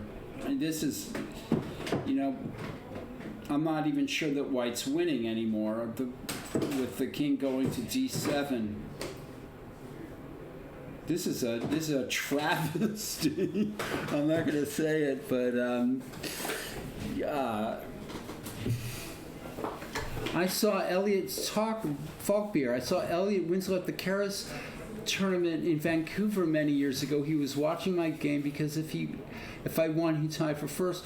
Well, what happened? We want to know. I actually played in that tournament and Karas' last tournament. I was at that tournament and saw the amazing Paul Karas in Vancouver in 1975. I think it was 1975, and he was very impressive to watch play. I think he beat Walter Brown in the last round of the tournament and won the tournament. He was very impressive to watch. He sat there with his hands in his lap. Oh, I'm only here for a few minutes. Are you gonna make some commentary with this? Listen to you. Okay. Ride gets here. That's what I do. Is I talk. Well, that's what I'm doing here.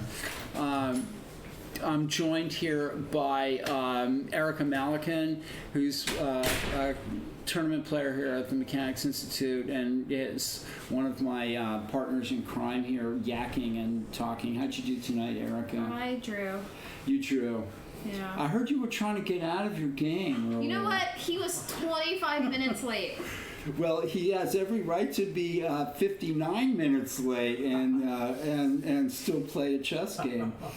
Doesn't mean I'm going to be happy about it. No. But I'm glad that there was a peaceful outcome, and we're always glad to have you playing in the tournament. Oh, so sweet. You add local color and drama and Wow.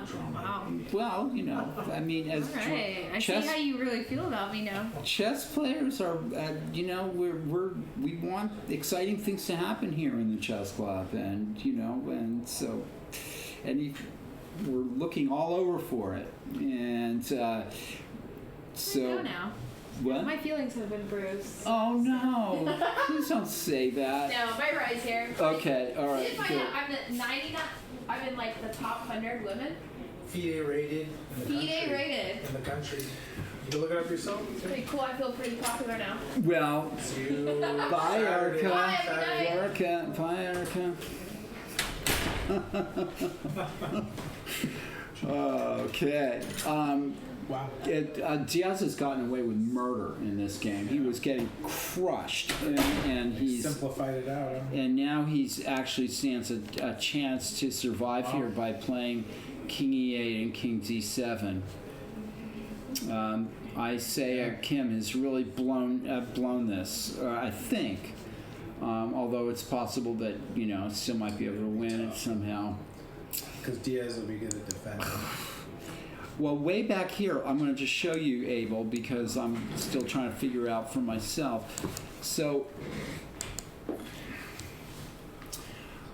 Diaz has just played knight b6, and it looks to me, but what do I know, that white can just go rook c7, for example, offering the exchange of queens, and be an exchange up.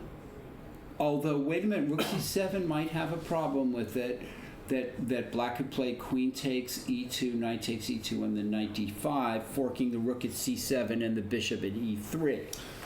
Okay, so let's go back all the way with the rook to c1, rook c4 to c1, and then now I'm stumped. What is black going to do? Black can play queen takes e2, knight takes e2, knight takes a4, but white's the exchange up. White's the exchange up and can play for a win. Oh, the exchange up right now, Yeah. Instead, he gave back the exchange with this move, Just and straight out then on purpose like that? and then looks like on purpose, and then white played knight g6,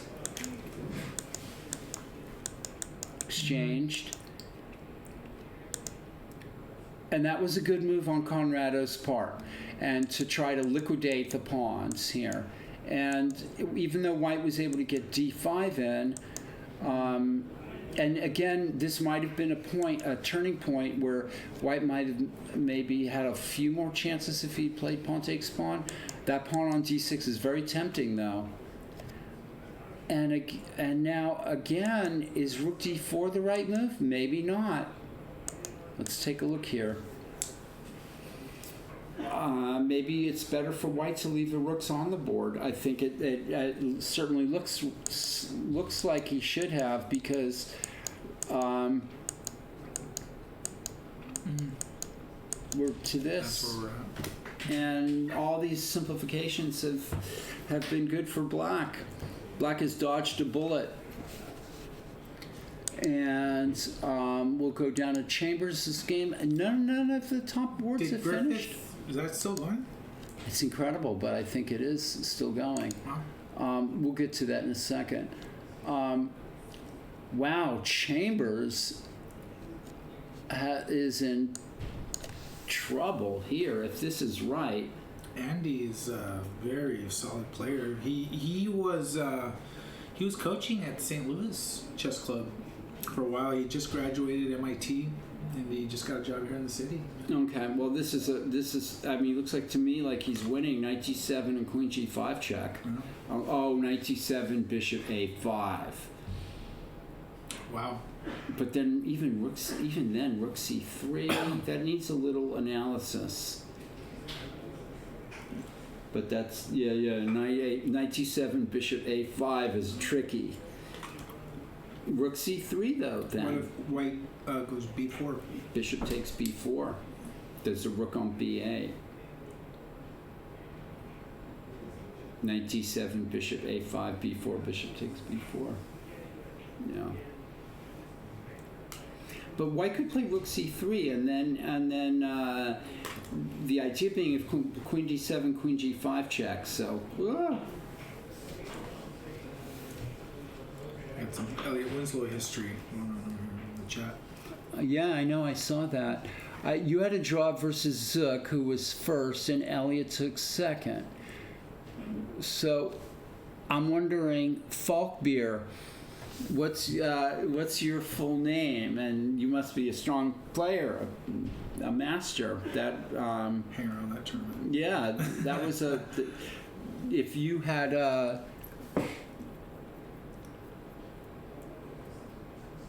So you drew Zook. I played Zook, and he crushed me. I went up to Canada a couple of times, and I realized their experts are actually masters, and their A players are experts, and so on and so forth. And because he crushed you, that is one game that we will never see in Paul's in the newsletter. That's not true. I put 8 losses. I put 8 losses in the newsletter. That's it forever. I'll never put a... H. Brown from British Columbia, National Master. Okay, so you're National Master. What year was that? So that must have been a while ago. So, I go in the main room. okay, all right. That must have been a while ago, Mr. Brown. Is Zook still around, still playing chess and all that? Find out. I don't know. Okay, so this game is tricky. And this game had weird notation.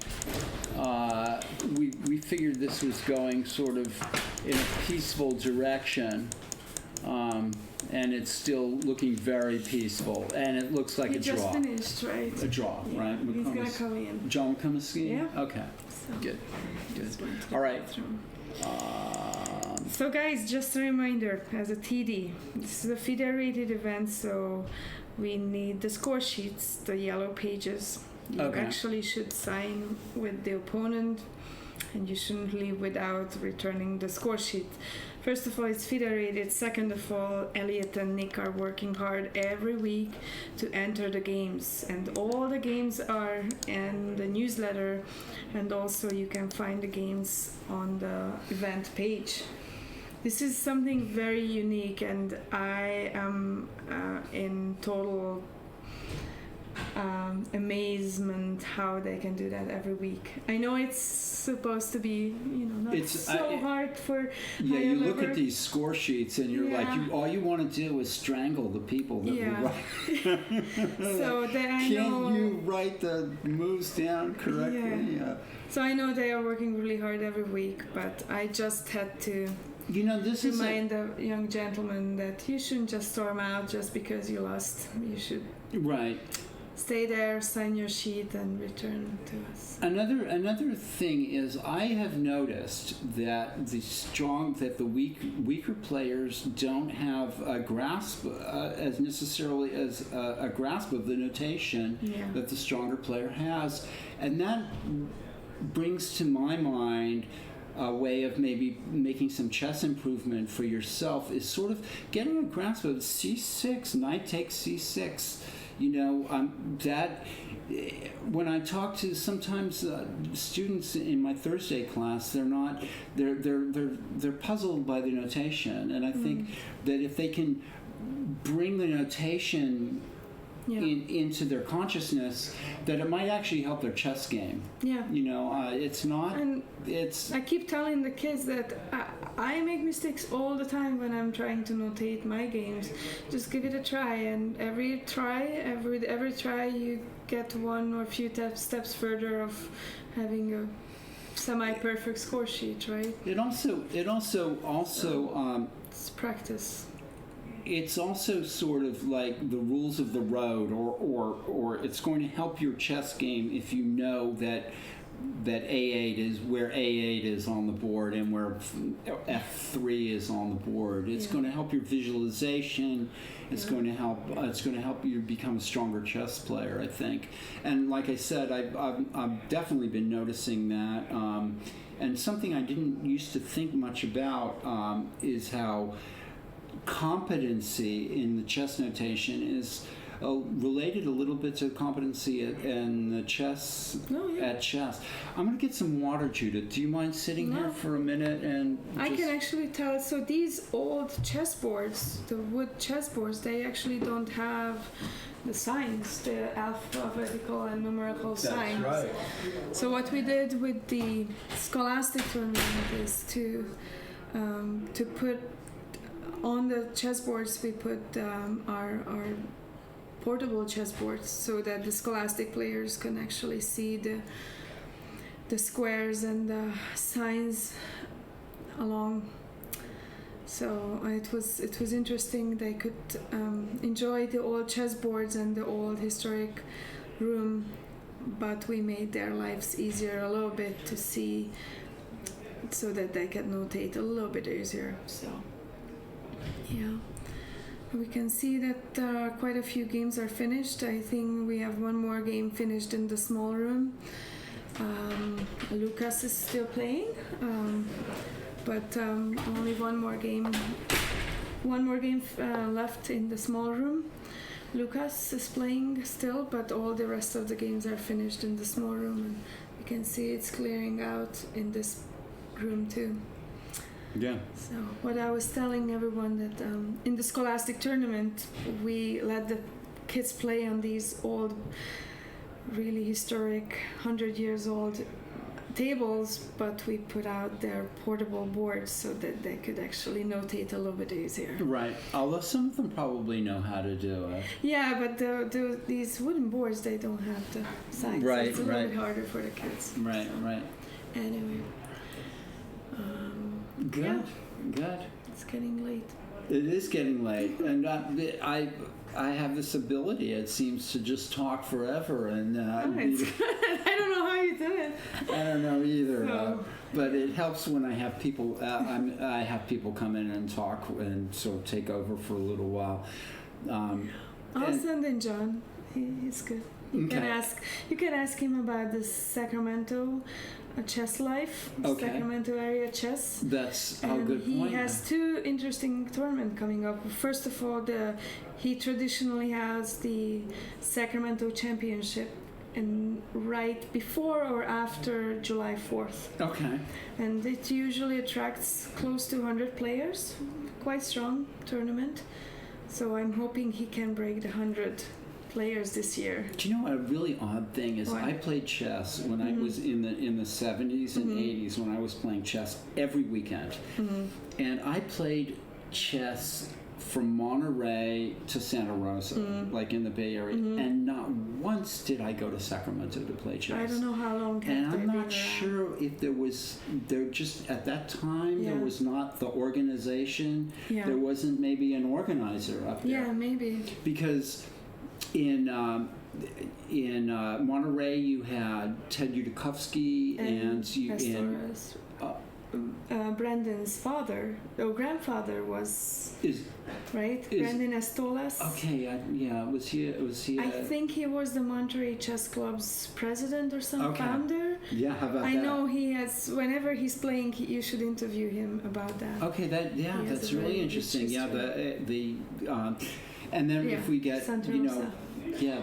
Who was that? I don't remember up in Santa Rosa. I remember playing a couple of times at least up in Yeah. Santa Rosa back in the day. There was like these people. They had little territories, you know, and so on. Yeah. That's still like that, I guess. And Donna McKenzie, where is he from? Santa Cruz or Santa Rosa? Ooh, no, I'm not But sure. I know Dana lives around there. And he might have been in the 1990s or 2000 afterwards. Yeah, I'm not sure, but. Yeah. And then in Berkeley there was Alan Benson and Mike Goodall, and in San Francisco there was the Mechanics Institute and who the directors were, and although Mike Goodall would direct tournaments in this area too, so it was. But I never went to Sacramento to play in a chess tournament. Maybe you should this time. So it's always close to July 4th. And then he has a very interesting tournament. I don't know who's the official organizer, but I know he's the TD. Is Analog Clock Tournament. Oh, yeah. G15. It's an analog clock tournament in September. Uh-huh. It's in a backyard of some sort. Only adults can play because there's serious beer drinking. Okay. So ask I've him seen about that. tournament. Okay. Let me find John and Okay. send him in Okay. because I think you're gonna have a good time with it. All right. Okay. That sounds great.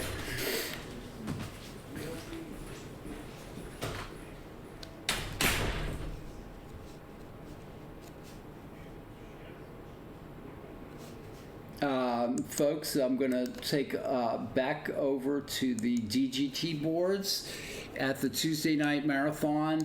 We are. I'm sure he remembers.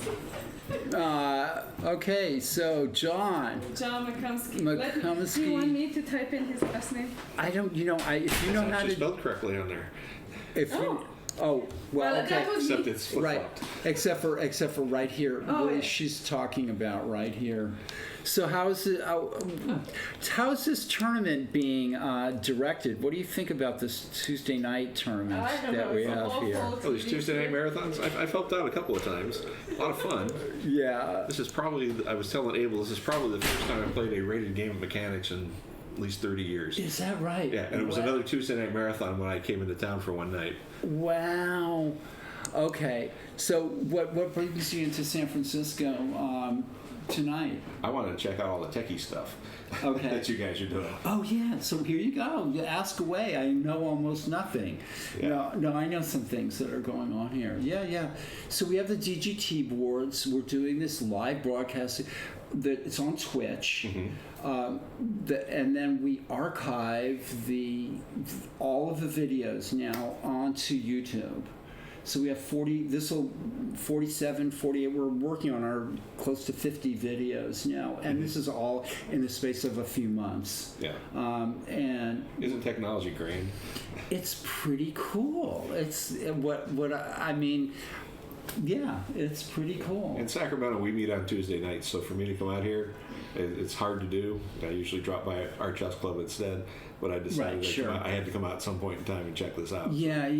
Well, you're always welcome. And so there's a Sacramento. Tell us about this chess scene in Sacramento. I know almost nothing about it. Sacramento's got a pretty solid chess scene. We've got about 75, 80 players that regularly show up and rotate through the chess club. Richard Falber.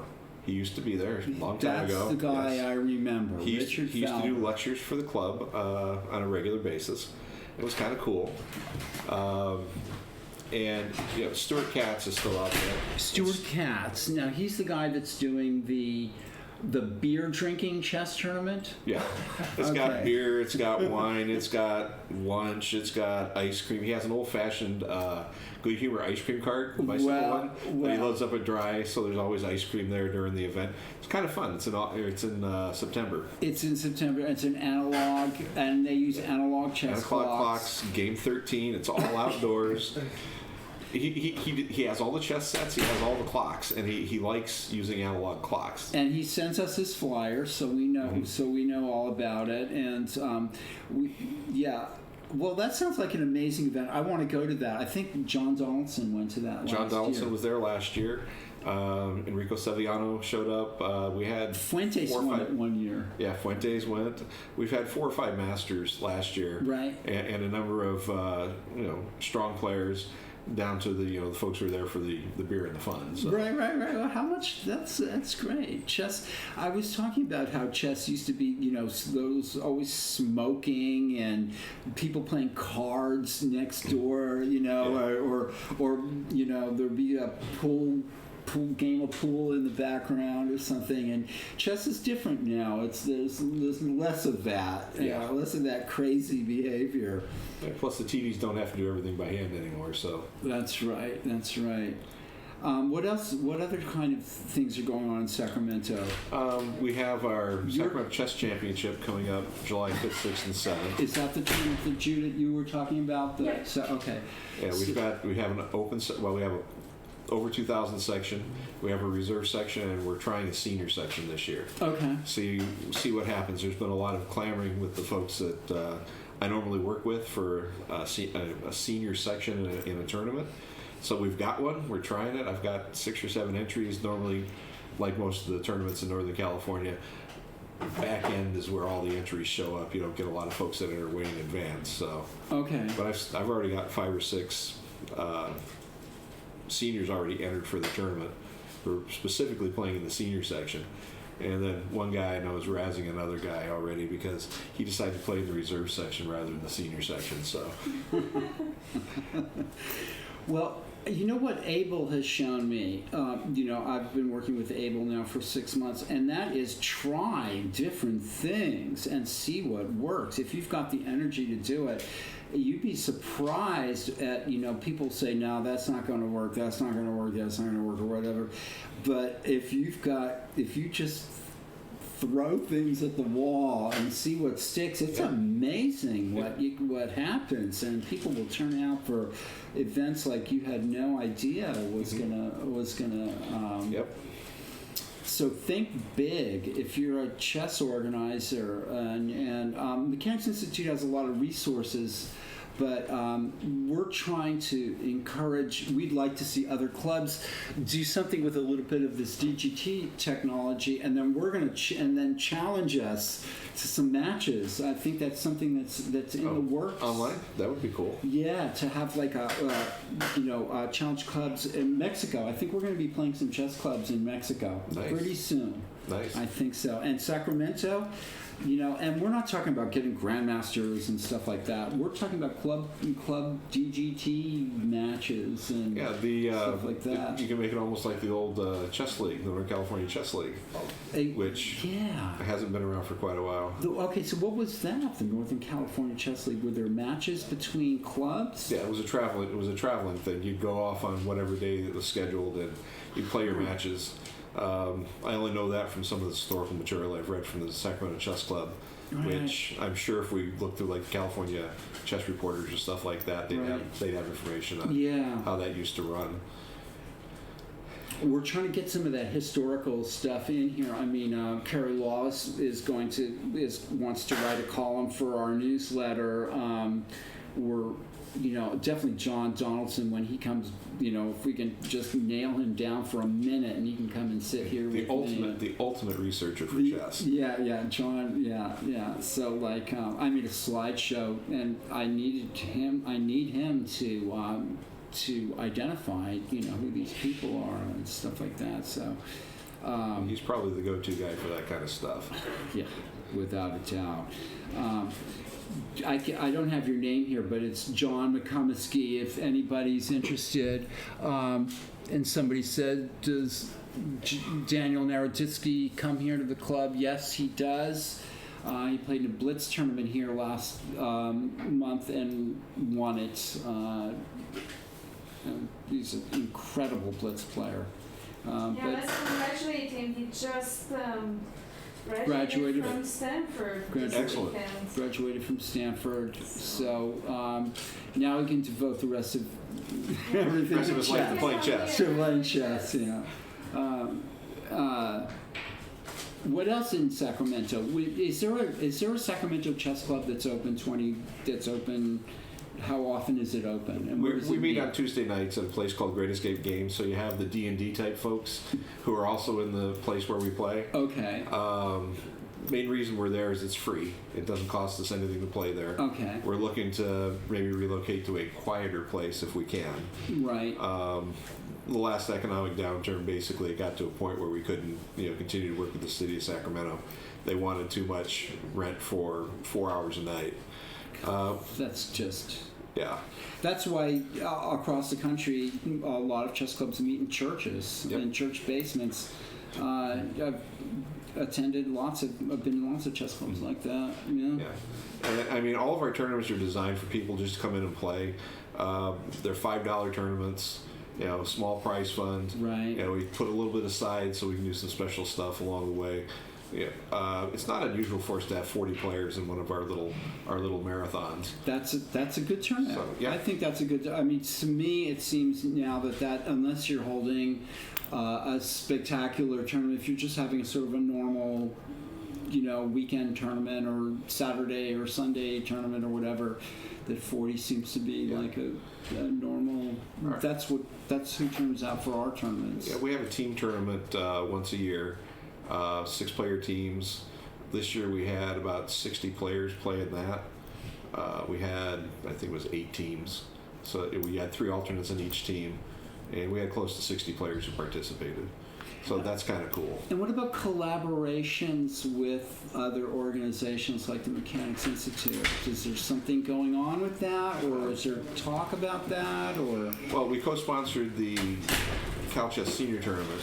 Next year we'll be hosting that tournament. The one just gotta get a date. that Elliot won. Yes. And next year I just need to get a place. Okay. And get the date lined up. And so okay, yeah, go on. Oh, and just go from there. It's either going to be in March or the same weekend in May. It just depends on the facilities.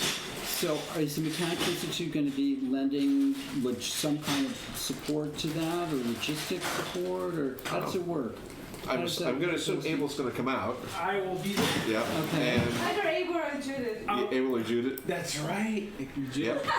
And Judith's a lot closer. I am a lot closer. Although I'll be about 2.5 years from playing it by that time. So I'll be close. You're getting close. So close. Getting close. Here I am. I'm old enough to play, and I keep directing. And I'm in denial. So So we'll be doing that. I'll get some help from either Judith or Abel, if not both. Both probably. Most likely. Yeah, fortunately, That's awesome. I have enough equipment. I can do it. About the only thing players need to bring if we do a weekend tournament is their clocks.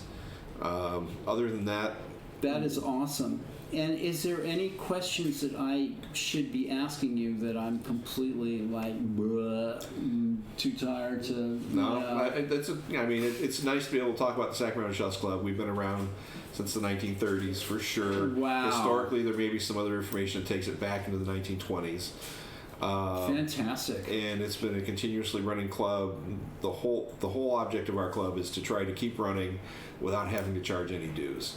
Keep our entry fees cheap so people can play chess. Right. You And guys won the Chess Club of the Year back Yeah, we were- in 2 years ago? 2 years ago. Yeah, 2 years ago we were the Chess Club of the Year. The Chess Club of the Year in the United States? Yeah. Yeah? I don't think the Mechanics Institute's ever won that.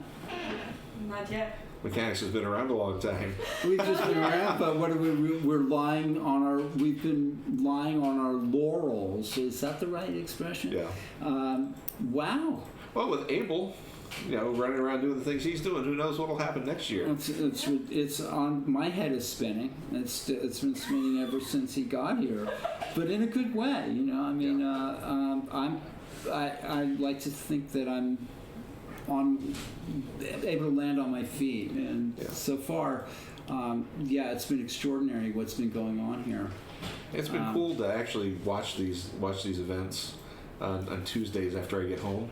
Have you really been one of the people that... I usually check in, and one time you had Reneka and Judith being interviewed at one point, and I said hi to all those folks, and I check in. John is a really great mentor for both me and Reka. He's a wonderful TD, and he's teaching me and Reka, my daughter. So the fact that we are senior TDs is because of John, mostly. That's fantastic. Yeah, I'm very thankful for that. Somebody's asking me, is Peter Biasa still living in California? As far as I know. I think he lives in San Jose, right? Somebody said... Theo's dad, right? Yeah, he lives in San Jose. I haven't seen Peter in a very long time, so I'm not up on... nor have I ever met his son, who plays chess, so I'm not sure. He promised me he's gonna come sometime soon. He's promised. So maybe next time John visits, you can pick up Theo and then carpool.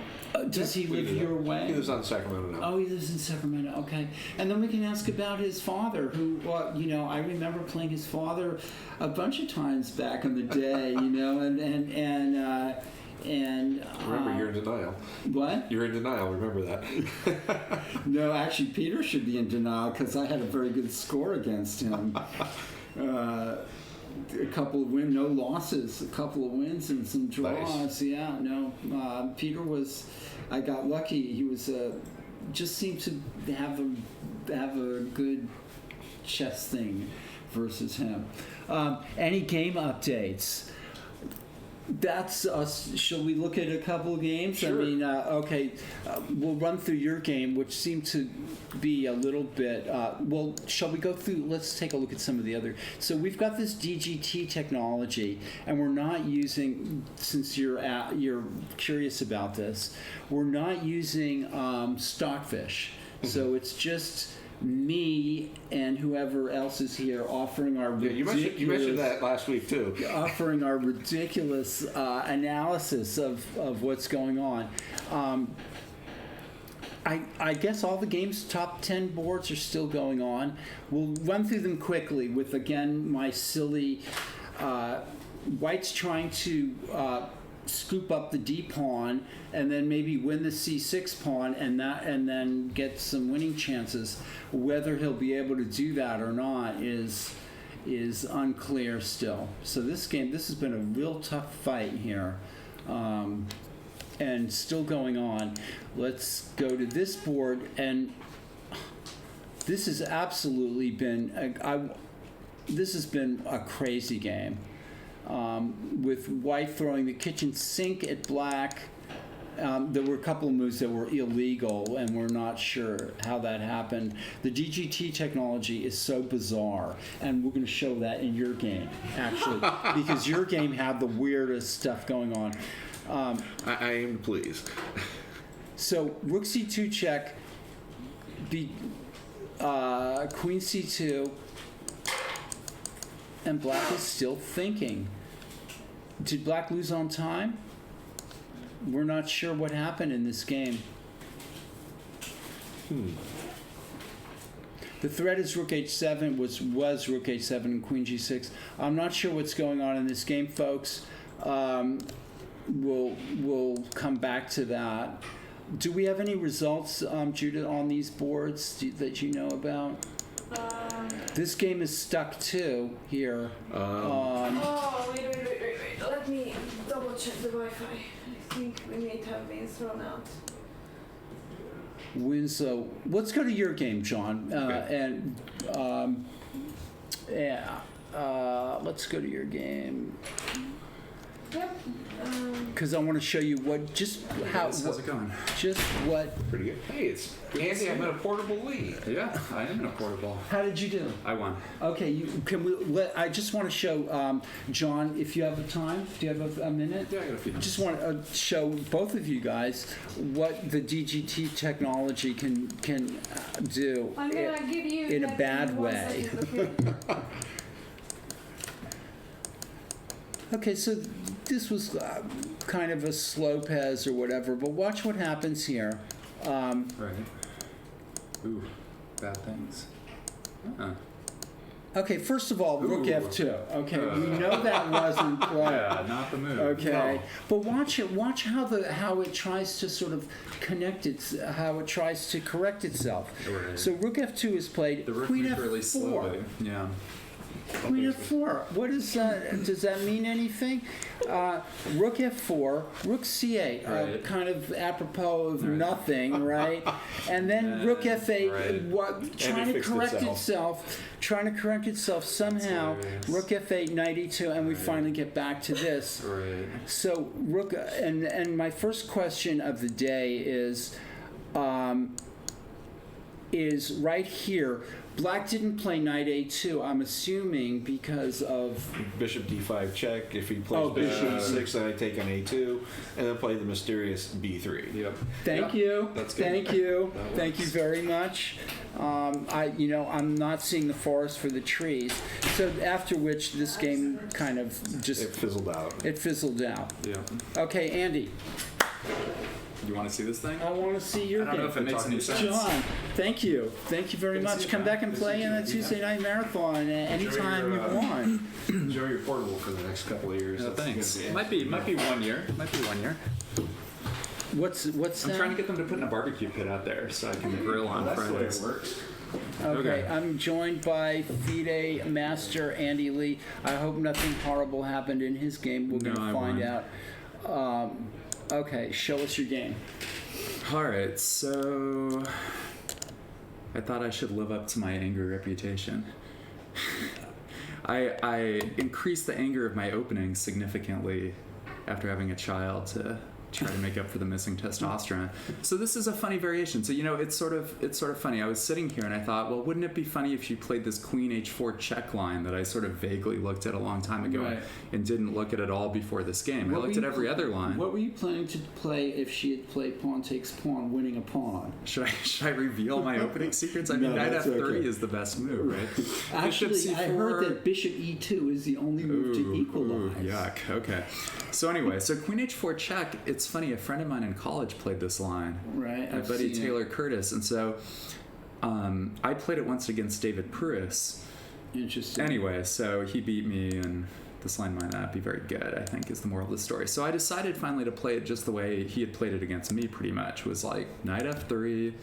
I mean, you can take on D6, sort of, right? Weren't Takes we on getting D6. even Yeah, and then you trade endgame? queens, and then and then he takes on D6. Yeah, That it's cannot not- be anything. there's nothing there. So White's you got gotta an extra center pawn. you gotta play to say, okay, white or black. Okay. You have these like kind Right. of stupid looking pieces over here.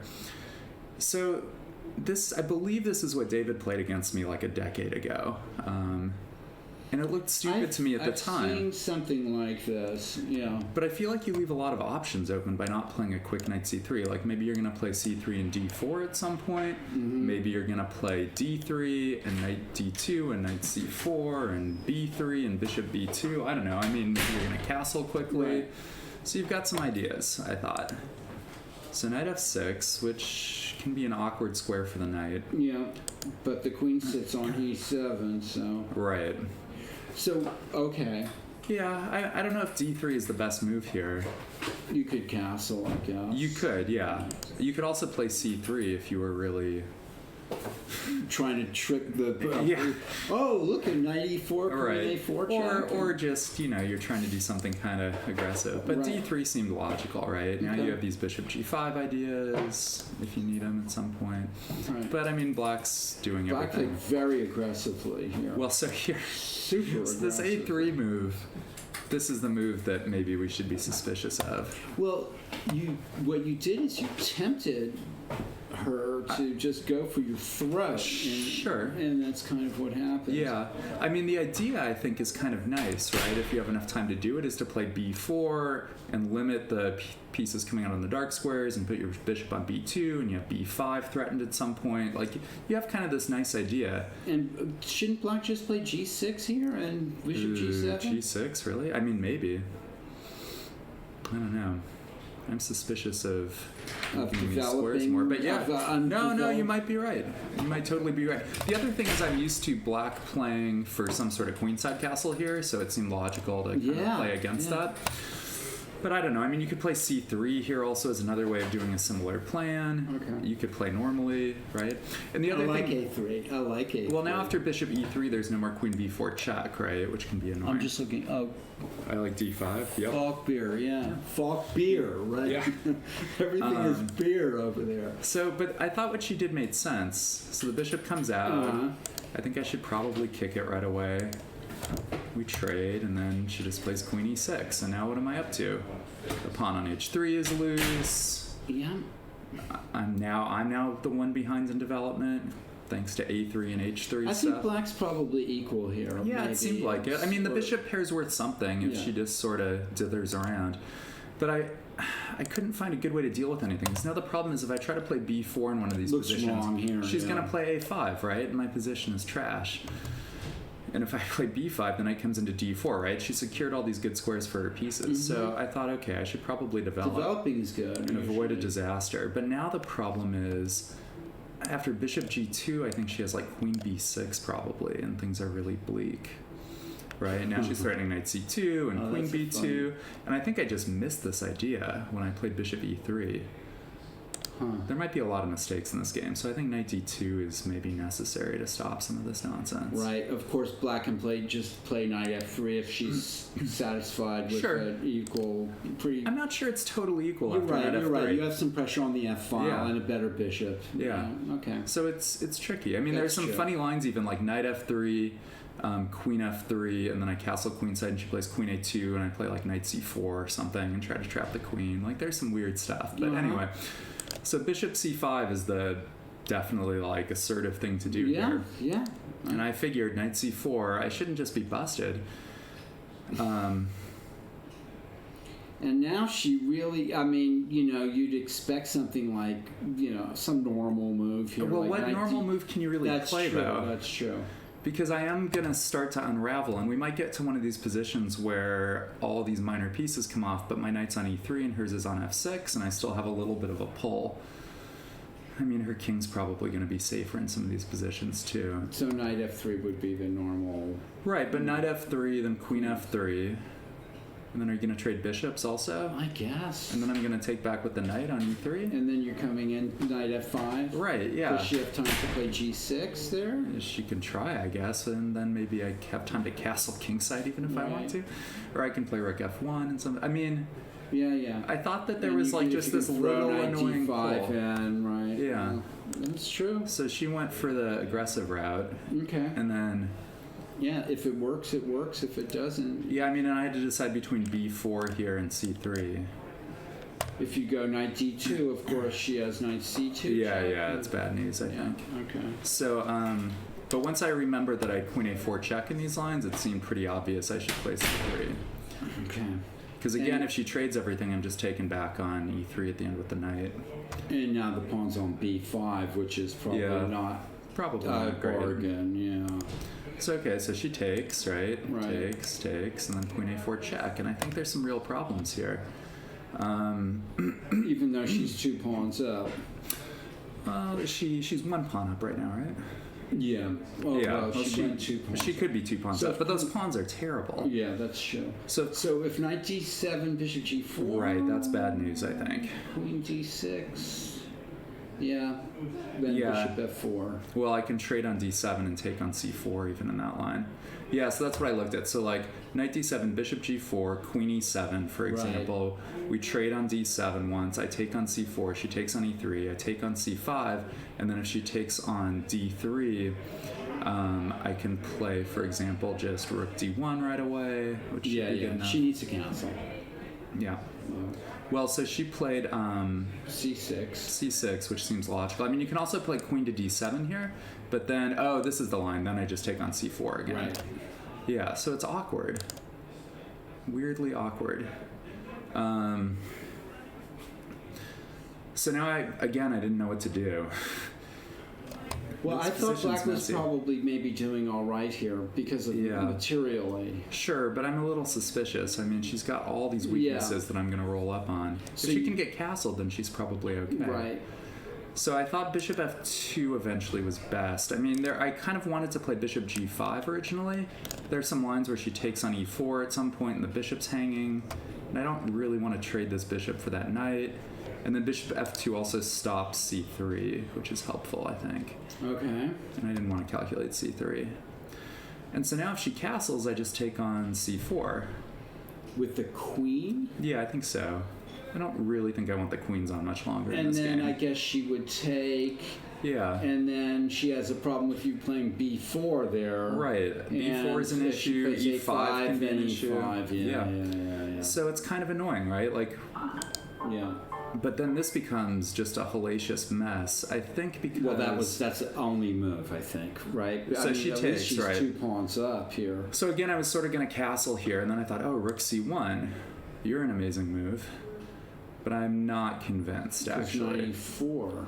Yeah, 94 is actually really terrifying.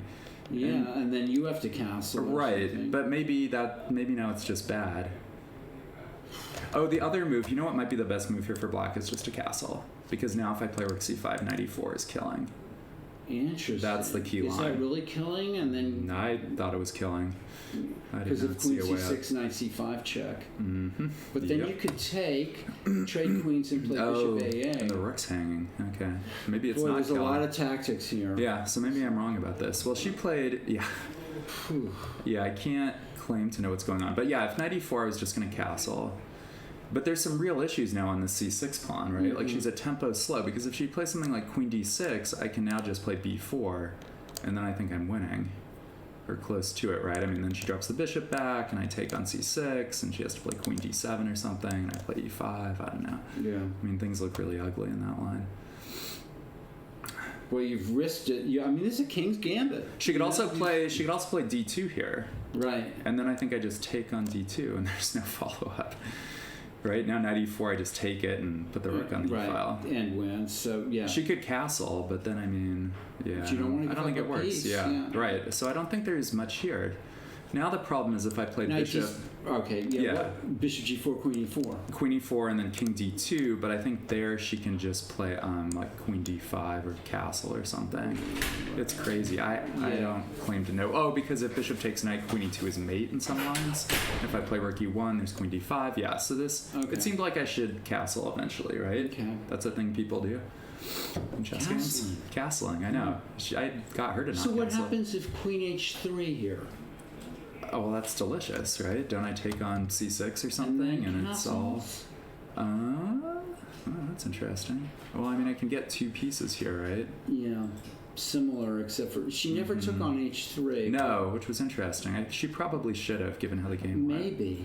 Yeah, it's hard to say. So d2. That looked good. I know. d2 was the move, one of the many moves I missed when I went into this thing. Because I think if she plays knight e5 right away, I just take on c5. I don't really care that my bishop's hanging on f3.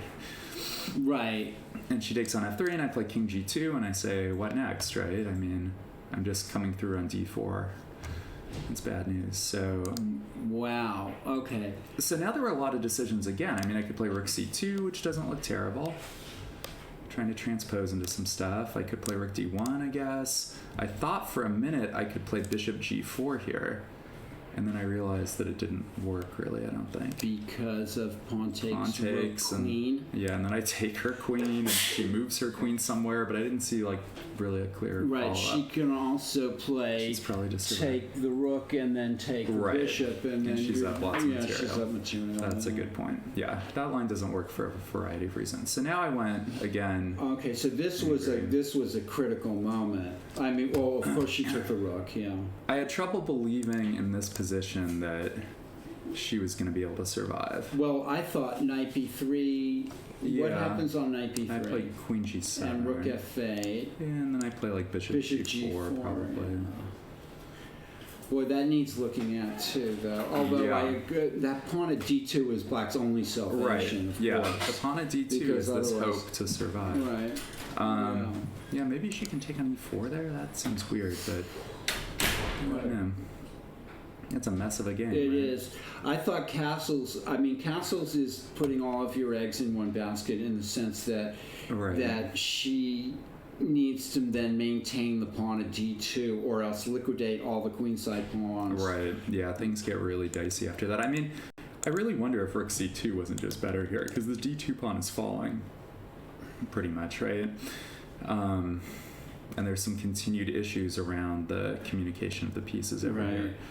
Well, I mean, let's put it this way: if Black can castle and not lose any material, like one of the Right. minor pieces, and take on h3, she's going to be fine. Yeah, it's true. It's true. So Okay, who so knows? maybe we need to just go and do angry things. Once we've committed ourselves to rook c1, it's like we yeah. gotta do So I mean, this is a turning point. If knight b3 maybe doesn't work, so Well, I don't know if it works or not. I mean, yeah, knight b3, queen g7, rook f8. I had some idea here. Can I just play Wait a minute. Knight b3, queen g7 is castle's queenside? No. No, because of bishop g4. That's yeah. the key, yeah. Right. Yeah. So after that, after rook f8, I can't, the stupid knight prevents me from playing bishop c5 and just mating. Oh, I might be able to just play something slow like bishop to e3 here. Mm-hmm. And then bishop to h6. It's really hard to avoid just losing this rook for nothing, Right. it turns out. I don't also know. might be able to play bishop b1 or d1 in some position and try to and kill try the to knight, get that rid of it. and then play bishop c5. It looks like I think it's too hard to survive, honestly. I didn't see any obvious way out for black. Okay. All right. So this was what we were left with. But the computer, I'm sure, will show that I was wrong. So I thought this was a good move. I thought rook fd8 needed to be played. Black needs two active rooks here, not just one. Well, and the That's problem the is, problem. yeah, she's close to coming in on these squares. Right. It took me. I spent a long time here because I was worried that I was actually worse. It could happen. The position is really loose. So, you know. But once I saw queen c3, it wasn't clear to me how she was ever getting So in. now maybe queen h3. I mean, you gotta take a. Right. I wonder if you could also something. try to play a5 first with the idea Right. of keeping me. Well, I can still play b4 in these positions, right? It doesn't really stop me from doing anything. It's kind of slow. Yeah. Yeah, so you could take, this would be your chance to take on Maybe. h3, and then I then- play rook d1, and you can put your queen back on d7. Or and- play h5 and h4 or something. Oh, for, that's you know, angry. Yeah. That's, you I know. don't know if that works. It seems very. Yeah. Is very angry hope- chess the key, Yeah. the expression now? So yeah, this seemed kind of logical, right? To liquidate these pawns. But maybe, like you said, a5 first. You know? Yeah, maybe, but I don't think it actually changes anything because now I get to play king g2. I thought for a long time, okay, do I want to round up this pawn? But I think it's really important to keep the king cover here. Okay. Because now she has no way to get in with the rooks that's meaningful, right? She can protect this pawn a lot of times. Right. But eventually things are just going to go. It's just kind of a matter of time. I think she, again, it was like a couple of things, like queen h3 maybe was was judgment call here because I'd be curious about how those lines work, honestly. black just needs one more, and the rook goes back to a8. Okay. Right, and now she just gets tied down. And now I think the key move is to play e5 as soon as possible.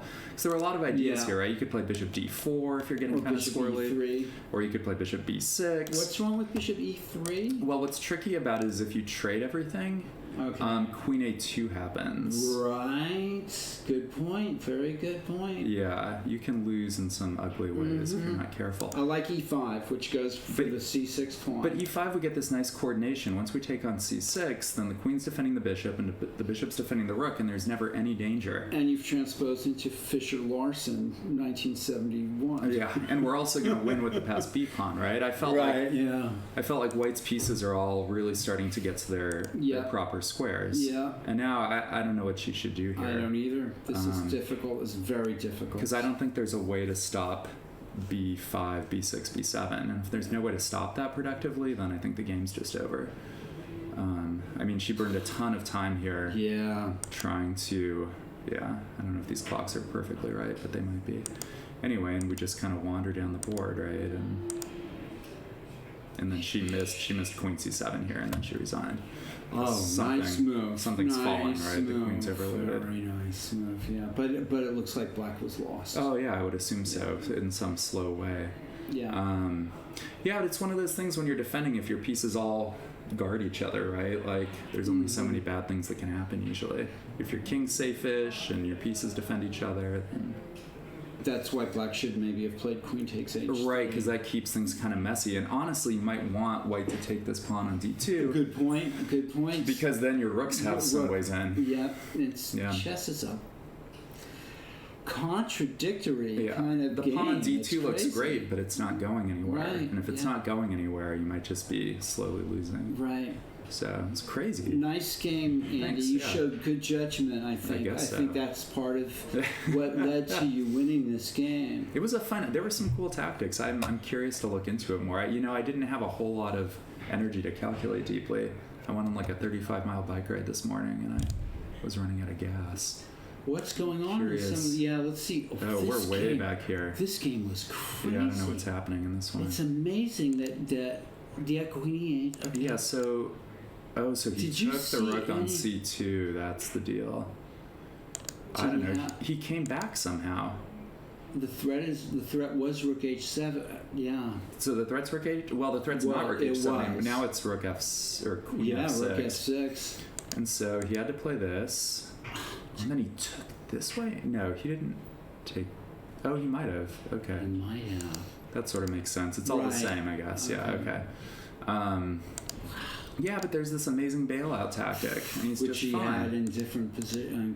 Incredible. Yeah, it's just hilarious. Like, oh, now we're a pawn up. This pawn he took on c2, and then he plays this nice rook h8 move, which I don't know if Kyron saw this. Yeah, I started watching this game pretty actively because it was interesting. I mean, and then Ivanov so here, was playing chess. here Ivanov offered a draw. Actually, he offered a draw in after rook g7. And Kyron refused. Yeah, I mean, he's down a pawn, but he's way up on the clock. So I wonder if anything... That's a mistake. Although you can... Oh, to turn down the draw? Yeah, it's going to be. Well, now he's winning a pawn. Amazing. How big of a mistake was it? Maybe it's not. I don't know if there was any way to actually make progress for black in that position. The white rook was maybe too active. Right, I see what you're saying. But now it's not really clear that there's any way for either player. Yeah. Okay, so he can go for this stuff. Oh, he's got some ideas. This black king is not on a good square. No, it's not. He's cut off. But you can't. Can you win with just? I don't know. Oh, now he's coming back. He couldn't trade there? I don't think so. No. Why not? No, he could King totally E5, trade there. King King C5. Oops, you're right. Okay, good point. But now he's okay. Wait, is rook E6 happening? Rook E6, he can play rook E7. Yeah, nice. Yeah. Right? He's just barely. It's kind of crazy. He was up a pawn, and now he's on the verge of losing. So what do you do here? Okay, you do this, but now we're going to play king e8. Is this game a draw, though? King e8's actually kind of dicey, right? Because now the king goes to d6. D6 first, and then then he goes to the back rank. If d6 or rook d7 King e6? checks. King This e6? Well, then rook e6, Or e7 king check. D6, king, yeah. He has to give these checks, right, to push the king off of the good squares. How does white win this usually? Well, then the king is going to end up on c6, though. I think this is one of those positions where white can play a lot of tricks. Black hasn't played the third rank defense, right? He can't. Yeah, he might be screwed, So though. this could be a loss. Yeah, I'm not convinced, honestly, that black is holding this at all. Okay, so what if I just play king to d6 here? which is what he played. And now you have to play. I mean, there's no way you can play Rook C8 here, is there? If you play If you play here, Rook C8, you're in the passive defense. and if you play Rook Rook C1. Rook there, then check and Check. always seen a position. Right. Yeah, that just isn't quick enough, right? So- Because your king's on the long side of the pawn. I mean, your pieces are all on the wrong squares. Yeah. Oh, so now he's getting out. Okay. That's helpful. That's a good move. Yeah. Somehow missed that idea. But black is. thought I he had to have move a the feeling rook. this doesn't leave a good impression. Rook B8 maybe now. Rook B8, and then you're just gonna play Rook D6 check though. King C5. It's true. Oh, but then you're at the position you want, right? Then you can play Rook to H6 or something. Oh, You've and managed you've to got set up the third rank, Philidor yeah. defense, I think, The right? third. Yeah, you totally have. Yeah. Okay, so he's all right. So now he just needs to play. Now he just should check And then play the rook along the third and rank. put the rook somewhere. Yeah, I guess so. Yeah, Okay. and he did it. yeah. Guy's Wow. a genius. He's surviving. Yeah, he That's survived crazy. it. And in an awkward way, too. Yeah, I wonder if there was any way to play better with white there. It's hard to know at this speed.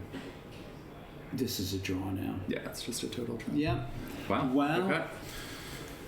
Thank you, That's Andy. probably reasonable. Thank you, Andy. Yeah. Congratulations. Thank you. Well, so that was some real analysis here, folks, with Andy Lee. Really good stuff here. Rook C1 castles. Okay, let's see. Going back, let's see, we have some other results. I'm not sure what they are. Diaz and Kim drew this game. This was as we suspected. And this is looking almost like a win for white. I'm not sure what happened. Maybe not.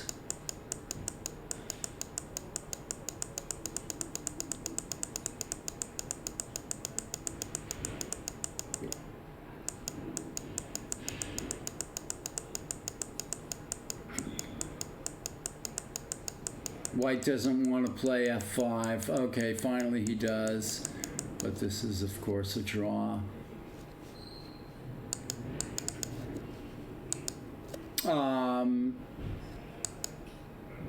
We're going to have a draw on this board. We had a win for Andy Lee. I'm not sure what happens with this game. Oh, he did play knight d7 check and knight c5, queen g6. Queen d7. Nice move, I think. Threatening queen d7 check.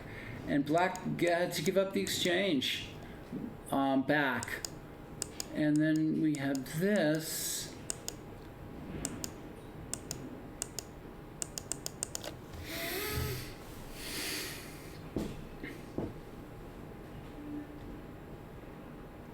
Knight e5, knight takes e6. This could easily peter out to a draw. Okay.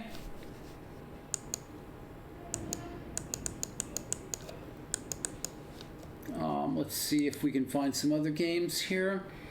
Winslow Walter. I'm not sure what happened in this game.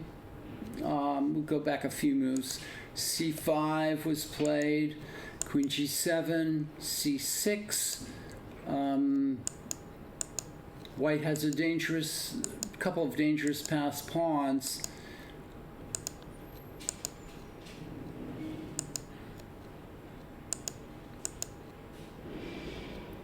Nice move.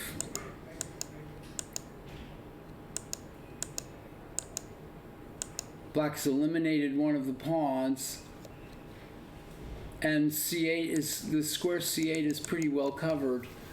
Not sure what's going on in this game.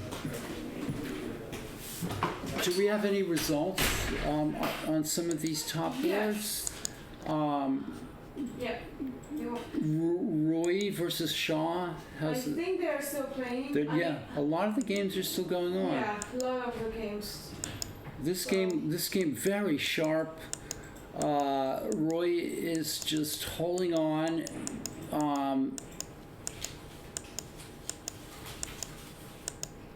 Wow. Yeah, a lot of games are so. Shaw has really been pressing, and very impressive defensive play by White in this game. Black is making. Black is on the verge of breaking through here, it looks like. But White has been defending like a champion. This Roy game. Very interesting game. Very complicated game. Nice. Good warm up for St. Louis. Very, very complicated game.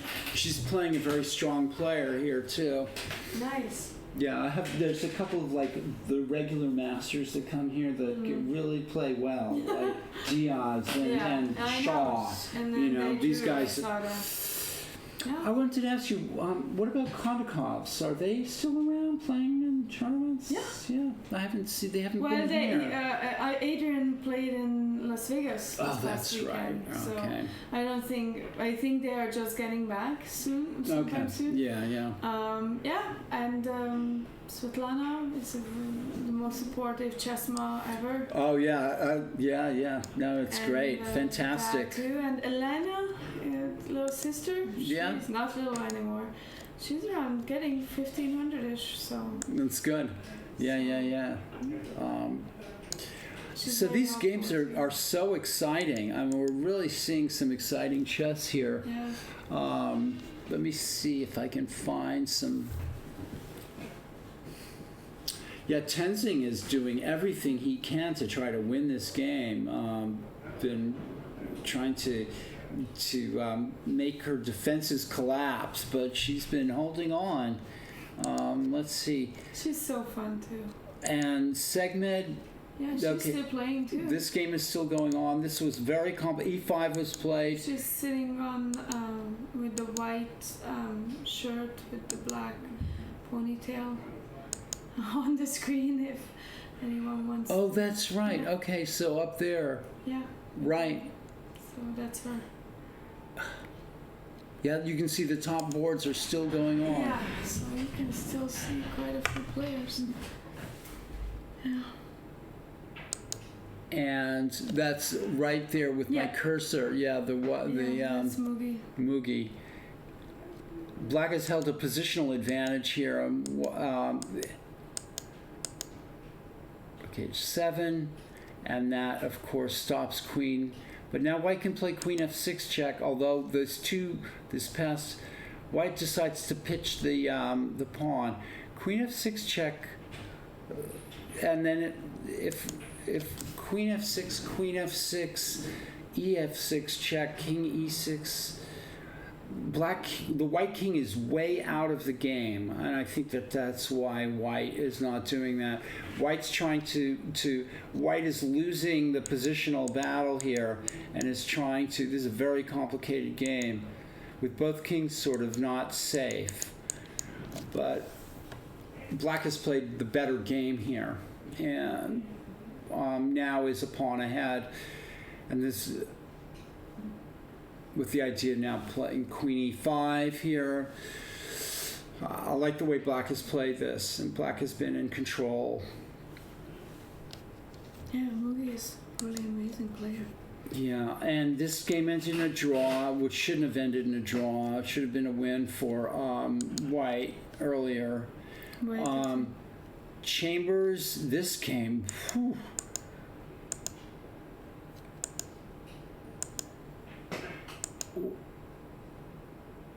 Going back here, okay, so White is sort of trying to sit on a positional advantage. White's been playing very good game here. Black is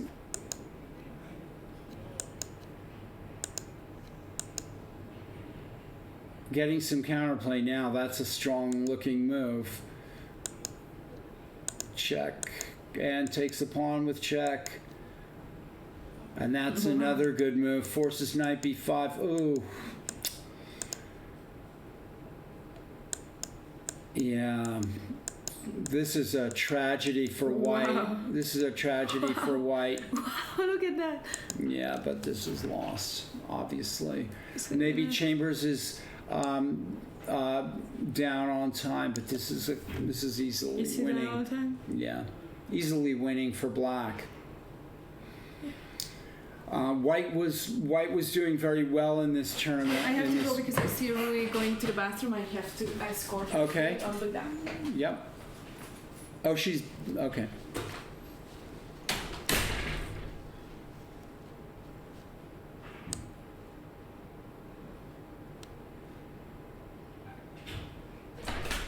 Okay, maybe I think she already went and came back or something. Okay, wow. Yeah, this is Yeah. lag, and this is what's actually Yeah, going on okay. right Yeah, now. she just came And I saw her walking back. Yeah. Interesting. So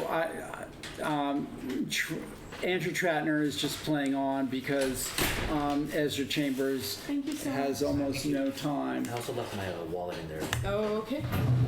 Is this yours? Yep, thank you. Thank you. Darn, if only I had known it was there. I trust you guys. Thank you. Yeah. Okay. So,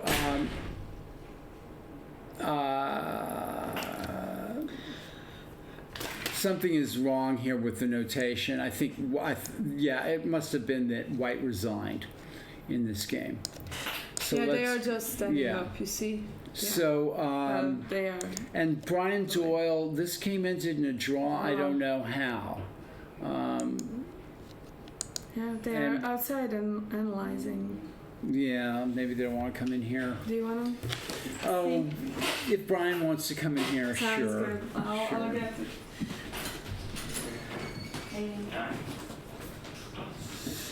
Oh, Ezra. Yeah. How'd your game go? You I won, but won, you but probably shouldn't I have. should have lost. I was dead lost. Yeah, yeah. But I think I had a decent position after knight takes g3. F takes g3. I thought instead of h3, h4 was better. But like king f8 is probably a mistake. Like you played really well. e4, all the dynamic moves, and then I just like collapsed. Thanks. Yeah. Yeah, Sorry. Brian is already gone. So Okay. you- Do you guys want to look at the game for the sake of our viewers? Yeah, I think. Okay, I'm gonna let you do that. Let's see if I can take off my name. I'll tell you what. I'll be back because I need to use the restroom, and you guys sit down here, and you know what to do, right? Let's find your game here. The one board. Oh, it says board 8. I thought it was board. Was it board 8? I thought it was board 5. It's okay. No, our board numbers are wrong. Board 4. Yeah. Or 5. I'm going to come back and assume my rightful place right here. But you guys could maybe use these two Yeah. to and sit down here and go over the game really quickly. Sure. All right. So this mouse. Is it? I think you could use either one. Oh, then I'm gonna use this one because it's cooler. Okay. I'll be right back. So, pretty standard, right? No comments yet. Except this is not a. This is a FIDE Master Ezra Chambers. Why don't you scoot on in so we can see who's showing us the game, or you guys can just analyze it for us. Well, I think bishop f4 is the best move here. Yeah. Because bishop d5, knight e4, I think is pretty good for black. I've never played d4 in my life. Oh. Yeah. This is bad. I was like, this is why you don't play. Well, you got pretty good position, from for that, yeah, e6 I've played before. It's probably not the best move, but it's like probably like trickiest or just something like that. I should play a3 maybe. Or h3. h3. Rook c1 even, like. Yeah. I don't know. Or, yeah. So, yeah, I don't know about this. It's like an attempt to kind of win almost. Yeah, I was scared. The reason I spent so long was because I was thinking of h4. And then if I ever play g4, you bring your knight to f4, like sometimes. Right. So yeah, I didn't think h3 was good, but So yeah, if knight e2, then you can't develop any of your pieces for like, Right, an right. eternity. So yeah, maybe here like I thought I was just like a lot. Like I was better like long term, so I didn't have to thought rush. so as well. So yeah, it was correct I was e4. very surprised at king f8. Well, my idea was like I have all the time in the world. I'm gonna go Yeah. king f8, king g7, f6, and then like somehow make something. But But it's maybe probably just incorrect. maybe there's something faster. Yeah, maybe. Well, I didn't think I needed to be fast here. That's the thing. Mm-hmm. But I guess so. Like h4 is a typical move Or here. you can just do like queen c7 and force me to play To play knight knight e2. e2. I thought that was gonna happen. Yeah. But then g5 is hanging like. Yeah, that's probably best actually, and then just You f6. can play like g4, rook g8 maybe. Where? So queen c7, knight e2, Yeah, g4. hg4. Oh, rook g8. Yeah, rook Mm, maybe. but like the knight goes to f4. yeah. I don't know. Right. Yeah, it's really like if your knight gets f4, it's really hard for me to like Mm-hmm. crush this like take advantage of this sweet pawn on g3. Yeah, but king f8 is just wrong, I think. There's got to be something better. Yeah, queen c7 is probably better. Queen c7, knight e2, and like f6 probably. Because then what do? You can't play e4 Right. at the end of the game. Yeah. So it's got to be a pretty big advantage for black, right? I thought black had a Yeah. really nice game I thought here. I was like really close to Yeah. winning here. Maybe you rushed things a little too much. I'm not sure. I don't know. You said we're saying the exact opposite. What? Well, I the played move, the king move that was f8. played is king f8, which allows e4. But I probably should have played queen c7 first and then knight e2. Well, so what was the point of king f8? I thought I had all the time. I thought. Maybe you should I play was just gonna play king f5. d7. Maybe you should play. Yeah, I wasn't sure. That's pretty committal and like, I don't know. I wasn't sure about it. F5. I Prevents mean, maybe Yeah, that's true. it prevents e4, and also, like where is he going to put his pieces? He could go h4, but then if you go g4 and bishop e7, you might be taking that. No, he's not gonna go knight g5. I don't think though. But he's gonna Right. try to play knight e2 to f4 in those positions. Like that's why I spent so much time. I thought instead of King h3, f8 looks he could weird. play h4 and try to put the knight on f4 at some point. But yeah, no, king f8 I think is just dumb.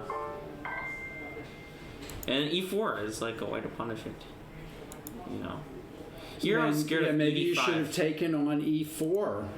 Yeah, and then what? Bishop and then, e7, and then yeah, or and then bishop c4, and he's throwing d5 ideas. Like all of a sudden, That's it's not true. close to winning anymore for black. Like right back here, it looks like a couple precise moves, and it's like really bad for white. maybe Here it's bishop like- d6. I don't know. And I I don't think know. it's already just totally changed the evaluation. Yeah, white's surprisingly well, doing Yeah. surprisingly well. I here. was surprised as well. I thought he was gonna play e5 and queen b3. And queen b3. What do you do on Is that? that my c3? Of course, then you could play g4. I was thinking queen d6. Oh, maybe. you can't play g4 Because the while- rook is yeah. I was thinking queen d6. I see. But it's already complicated, like queen d5, queen g3, king g1. Although I don't think that's good for white, bishop f4, but like, Yeah. I don't know. I was scared. That's why I spent so much time. I was thinking e5 and queen b3 was kind of scary looking. What happened? Bishop. This is another good move though. I think this is a good move as well. My plan was to just take and play e5. Yeah, that's So probably yeah, just a six good And one. plan. that surprisingly was very I think good it's just a too. good plan. Maybe you should even. Well, yeah. Maybe you should do it here also. But then maybe c5 and then b5. Yeah, why not here? To take and play e5. And e5, yeah, looks really bad for black. I think that's fine. Then maybe you Knight can play A4. f6. Yeah. Really? Takes knight a4. I don't know. Oh, then Well, maybe you got g4 ideas. when you Yeah, piece. yeah. I figured you didn't have much to do, so better just bring my queen further into the game. But even Queen f6 d2 looks like a but good even- move. But even takes e5 f6 But rook e1, But what about queen d2? Yeah, looks that's what like he the did. right move. and then e5. So why didn't you take on e5? I did. Oh, you did. The other move was rook f8, but I thought this was more forcing. Yeah, and knight e5 is like pretty bad for white, I think. After queen f6, Wait, it's not necessarily if you bad. play but- rook f8, don't I just take on f6 and? Yeah, it's the same. c5? No, you can't because you're pinned. The rook f8, e6, queen f6. Oh. Rook f8 looks like the right move. I wasn't sure. I think f5 was more. Because then you can go forcing, so I g4. played. But then hg4 and queen h6, it's like. No, but I mean, if he plays rook over here, I don't know. Yeah, I don't know. I wasn't sure. Yeah, I don't know. What if you play g4 here? Thing is, rook f8, he can go ef6, queen yeah. f6, and that transposes. Yeah. To, I don't know. It's probably better, but I don't know. Maybe not. I didn't really consider d5 that serious because he has to go king e1, but it's just like really bad for black. It's like I don't, because this g5 If only is that forever pawn weak. wasn't on g5. Yeah, the king just goes to the queen side, and then the black's king is like doomed forever. What did you play here? I probably should have played something like c5 or something, but yeah, c5 was probably better to try to get into like an endgame. Or maybe G5 just or bishop d7? Knight a4. And what's he gonna do? Play knight c5? Yeah. I guess. Yeah. I don't know. It's kind of weird looking with the king on e1, but I don't know. Yeah, this is just bad. I think bishop d7 also. But what else? So you got Yeah. to develop your pieces. Yeah, and then here I thought knight takes g5 was close to winning for white, or if not just Yeah, winning. that was my original intention when I played knight c5. Because if bishop a5, rook Knight c3. e6 check. Oh yeah. But what about knight d7? Yeah, even knight d. Well, but I think I have the. Oh no, knight d7, bishop a5. Sorry, And then rook c3? bishop c3, Oh, I see. and it's murkier. Yeah, I think it's better for black. That's But just bishop c3. Yeah. I thought about playing b4. yeah, that's probably good as well. But yeah, that's probably good actually. Yeah, that's probably. I was gonna take on c5, I think. Right, and then. Yeah, the king I don't know. d1. It's probably really bad for black still. Like everything looks. This pawn on g5. I don't know. It's like you've managed to survive a little bit and done some good things here. You've extricated yourself. But here, like. Positionally, you're lost. You Yeah. could be lost. But The king just goes to a1 or b1, and then like either he just tries to play knight d4 or just tries to win g5. So what did you do? Yeah, so here he could have even had a draw with queen c2 and queen back to d2 if he wanted one. Right. Maybe you could have played rook takes f3 and queen b6 or something. It just Yeah. looks so bad though, like f4 and Yeah. g4 and h4 are coming, and even queen b6 and g5 is still hanging. It's not solved. No. Yeah, I didn't like that move that much. Yeah. White. Yeah, I thought just king c1, king b1. I think positionally white's close to winning. So Well, there's no way to defend the g5 pawn forever. Like, yeah. just Well, I wanted to play h4 and then knight d4. I think g4 was the correct break. Because if I go h4, then you try to like break with g3 maybe, like eventually. And if I take it, then like rook h5 is gonna come. I don't know. Eventually, I don't think white I has think any white rush has at all. white has to do the right thing here. What about knight d4 right away? Yeah, that's also. That's why I played rook c3, because I thought he would play queen to d6. But this g5 is hanging. Not if I play knight d4. Oh. Knight Well, d4. I think white has like all the I time. see. If you play knight d4 right away. Like, why doesn't he just put his king on b1 first and then like decide? Because like, I don't see any active plan for black. Yeah, you're right. At like ever, like That's true. So just like make every I single. mean, white could improvement play move and then decide b4 what to even do. right here.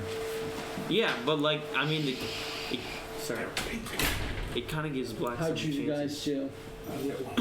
You won? Wow, that was a wild game. You guys went at it hammer and tongs. I mean, you really did. It was.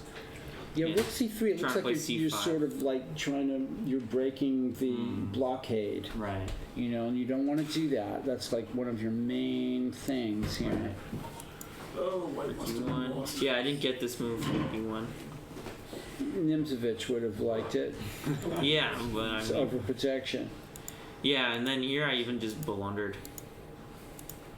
The Yeah, but losing that pawn might be the best thing that ever happened to you. yeah, like what do I do? I don't get what do I do? Like c5 maybe, but then he goes rook d6, rook c6. Actually, what am I talking about? C5 and then queen takes d4. Oh, I didn't even see. That was what I was hoping for. You're in time trouble. But maybe rook d8 there. Actually, I don't know. I understand that Like was well games. it helps black kind of like threatening Or bishop bishop c8. c8 and then rook. Oh, yeah. No, he can play rook d6. Oh yeah, rook d8, rook d6. Ugh. Bishop a4 check. I don't know. Black will take a look. Nothing. b3. Yeah. So everything's just. But like I said, maybe losing the c6 pawn's good. Well, it gave me some chance. Yeah, t4. I thought I had to like try to get counterplay. Sure. With the knight on f3. I need to chase it to move my queen. Yeah, this. Maybe you should have taken on g4. Yeah, I wasn't sure what to do. Take and then play like what? Well, then play knight d4. Okay. Yeah. Yeah, I thought this was too greedy. Like, really, you're pawn up already. Like, just go back and Go just back to checkmate me. c3. Yeah. But go back to the square yeah. or yeah. Or c1. Queen a6. I don't know. It could be correct, but like I was like trying to make something out of it already. Yeah, that's just a blunder. I can't do Just- rook f4. Yeah, rook f1 is a mistake. I have to do something else. I thought my king was safe on e2 because I missed that your queen just takes on b2. I was like, I'm guarding c2. Your queen can't Yeah. check me. No, but I think already allowing queen c5 is dangerous. Right. Yeah. So queen d3 here. Yeah, and then just queen d2 next, and, Yeah, queen d3 and d2. and then queen g5. Yeah. Right. Like white to and then rook f1, queen c. Yeah, This here at just- black is probably winning. Black is probably yeah. It's over. Everything went right for you at this point. Yeah. I just totally missed you. And I Take just- on b2. I didn't even think about queen d2 here. I just thought king e3, rook c3, and Yeah, king everything's e1. horrible. And then I just saw okay, Bishop e5 check And is nice. Yeah. Good job hanging in there. I did. Oh, sorry. No, yeah, you needed to keep a little bit more of a grip, and that's what I think was missing there. And moving the king to b1. Yeah, get a little bit that's more what I of thought, that like, I king was just like- safety, and then blockade, and maintaining the sort of the blockade and the positional trumps, because you have the positional trumps. Yeah, because it was like I was like, okay, Yeah. can I have some plan here? But like, if you take all the time in the world, I don't see any plan. Folks, thank you very much. Thank you. We're wrapping up our broadcast of the Tuesday night marathon. Thank you, folks, for listening, for being here. It's been an amazing rounds with a lot of, although some of these games are still maybe going on. I think this game is over. Mugi. She won. Okay, so black won this game. Queen a4, queen e5. That was the move. And that's resigning right there. Yeah, there's no way to defend h2 even after queen a7, king f8. That's an abrupt end to that game. What about Wong and Melville? They're still playing. They're still playing. They're still playing. So I have a question. Yeah.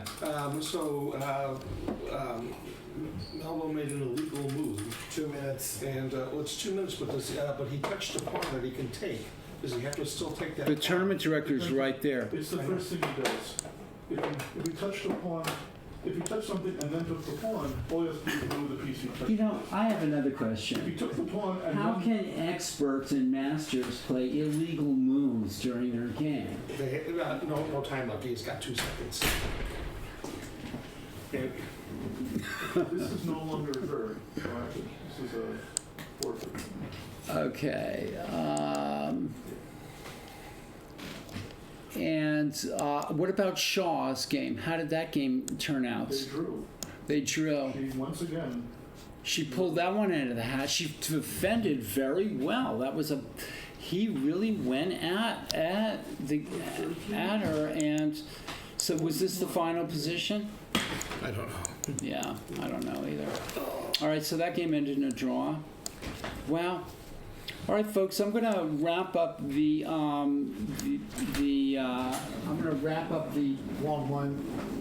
Okay, Russell, wrong one. I'm gonna wrap up the round here. Russell one. Okay. Folks,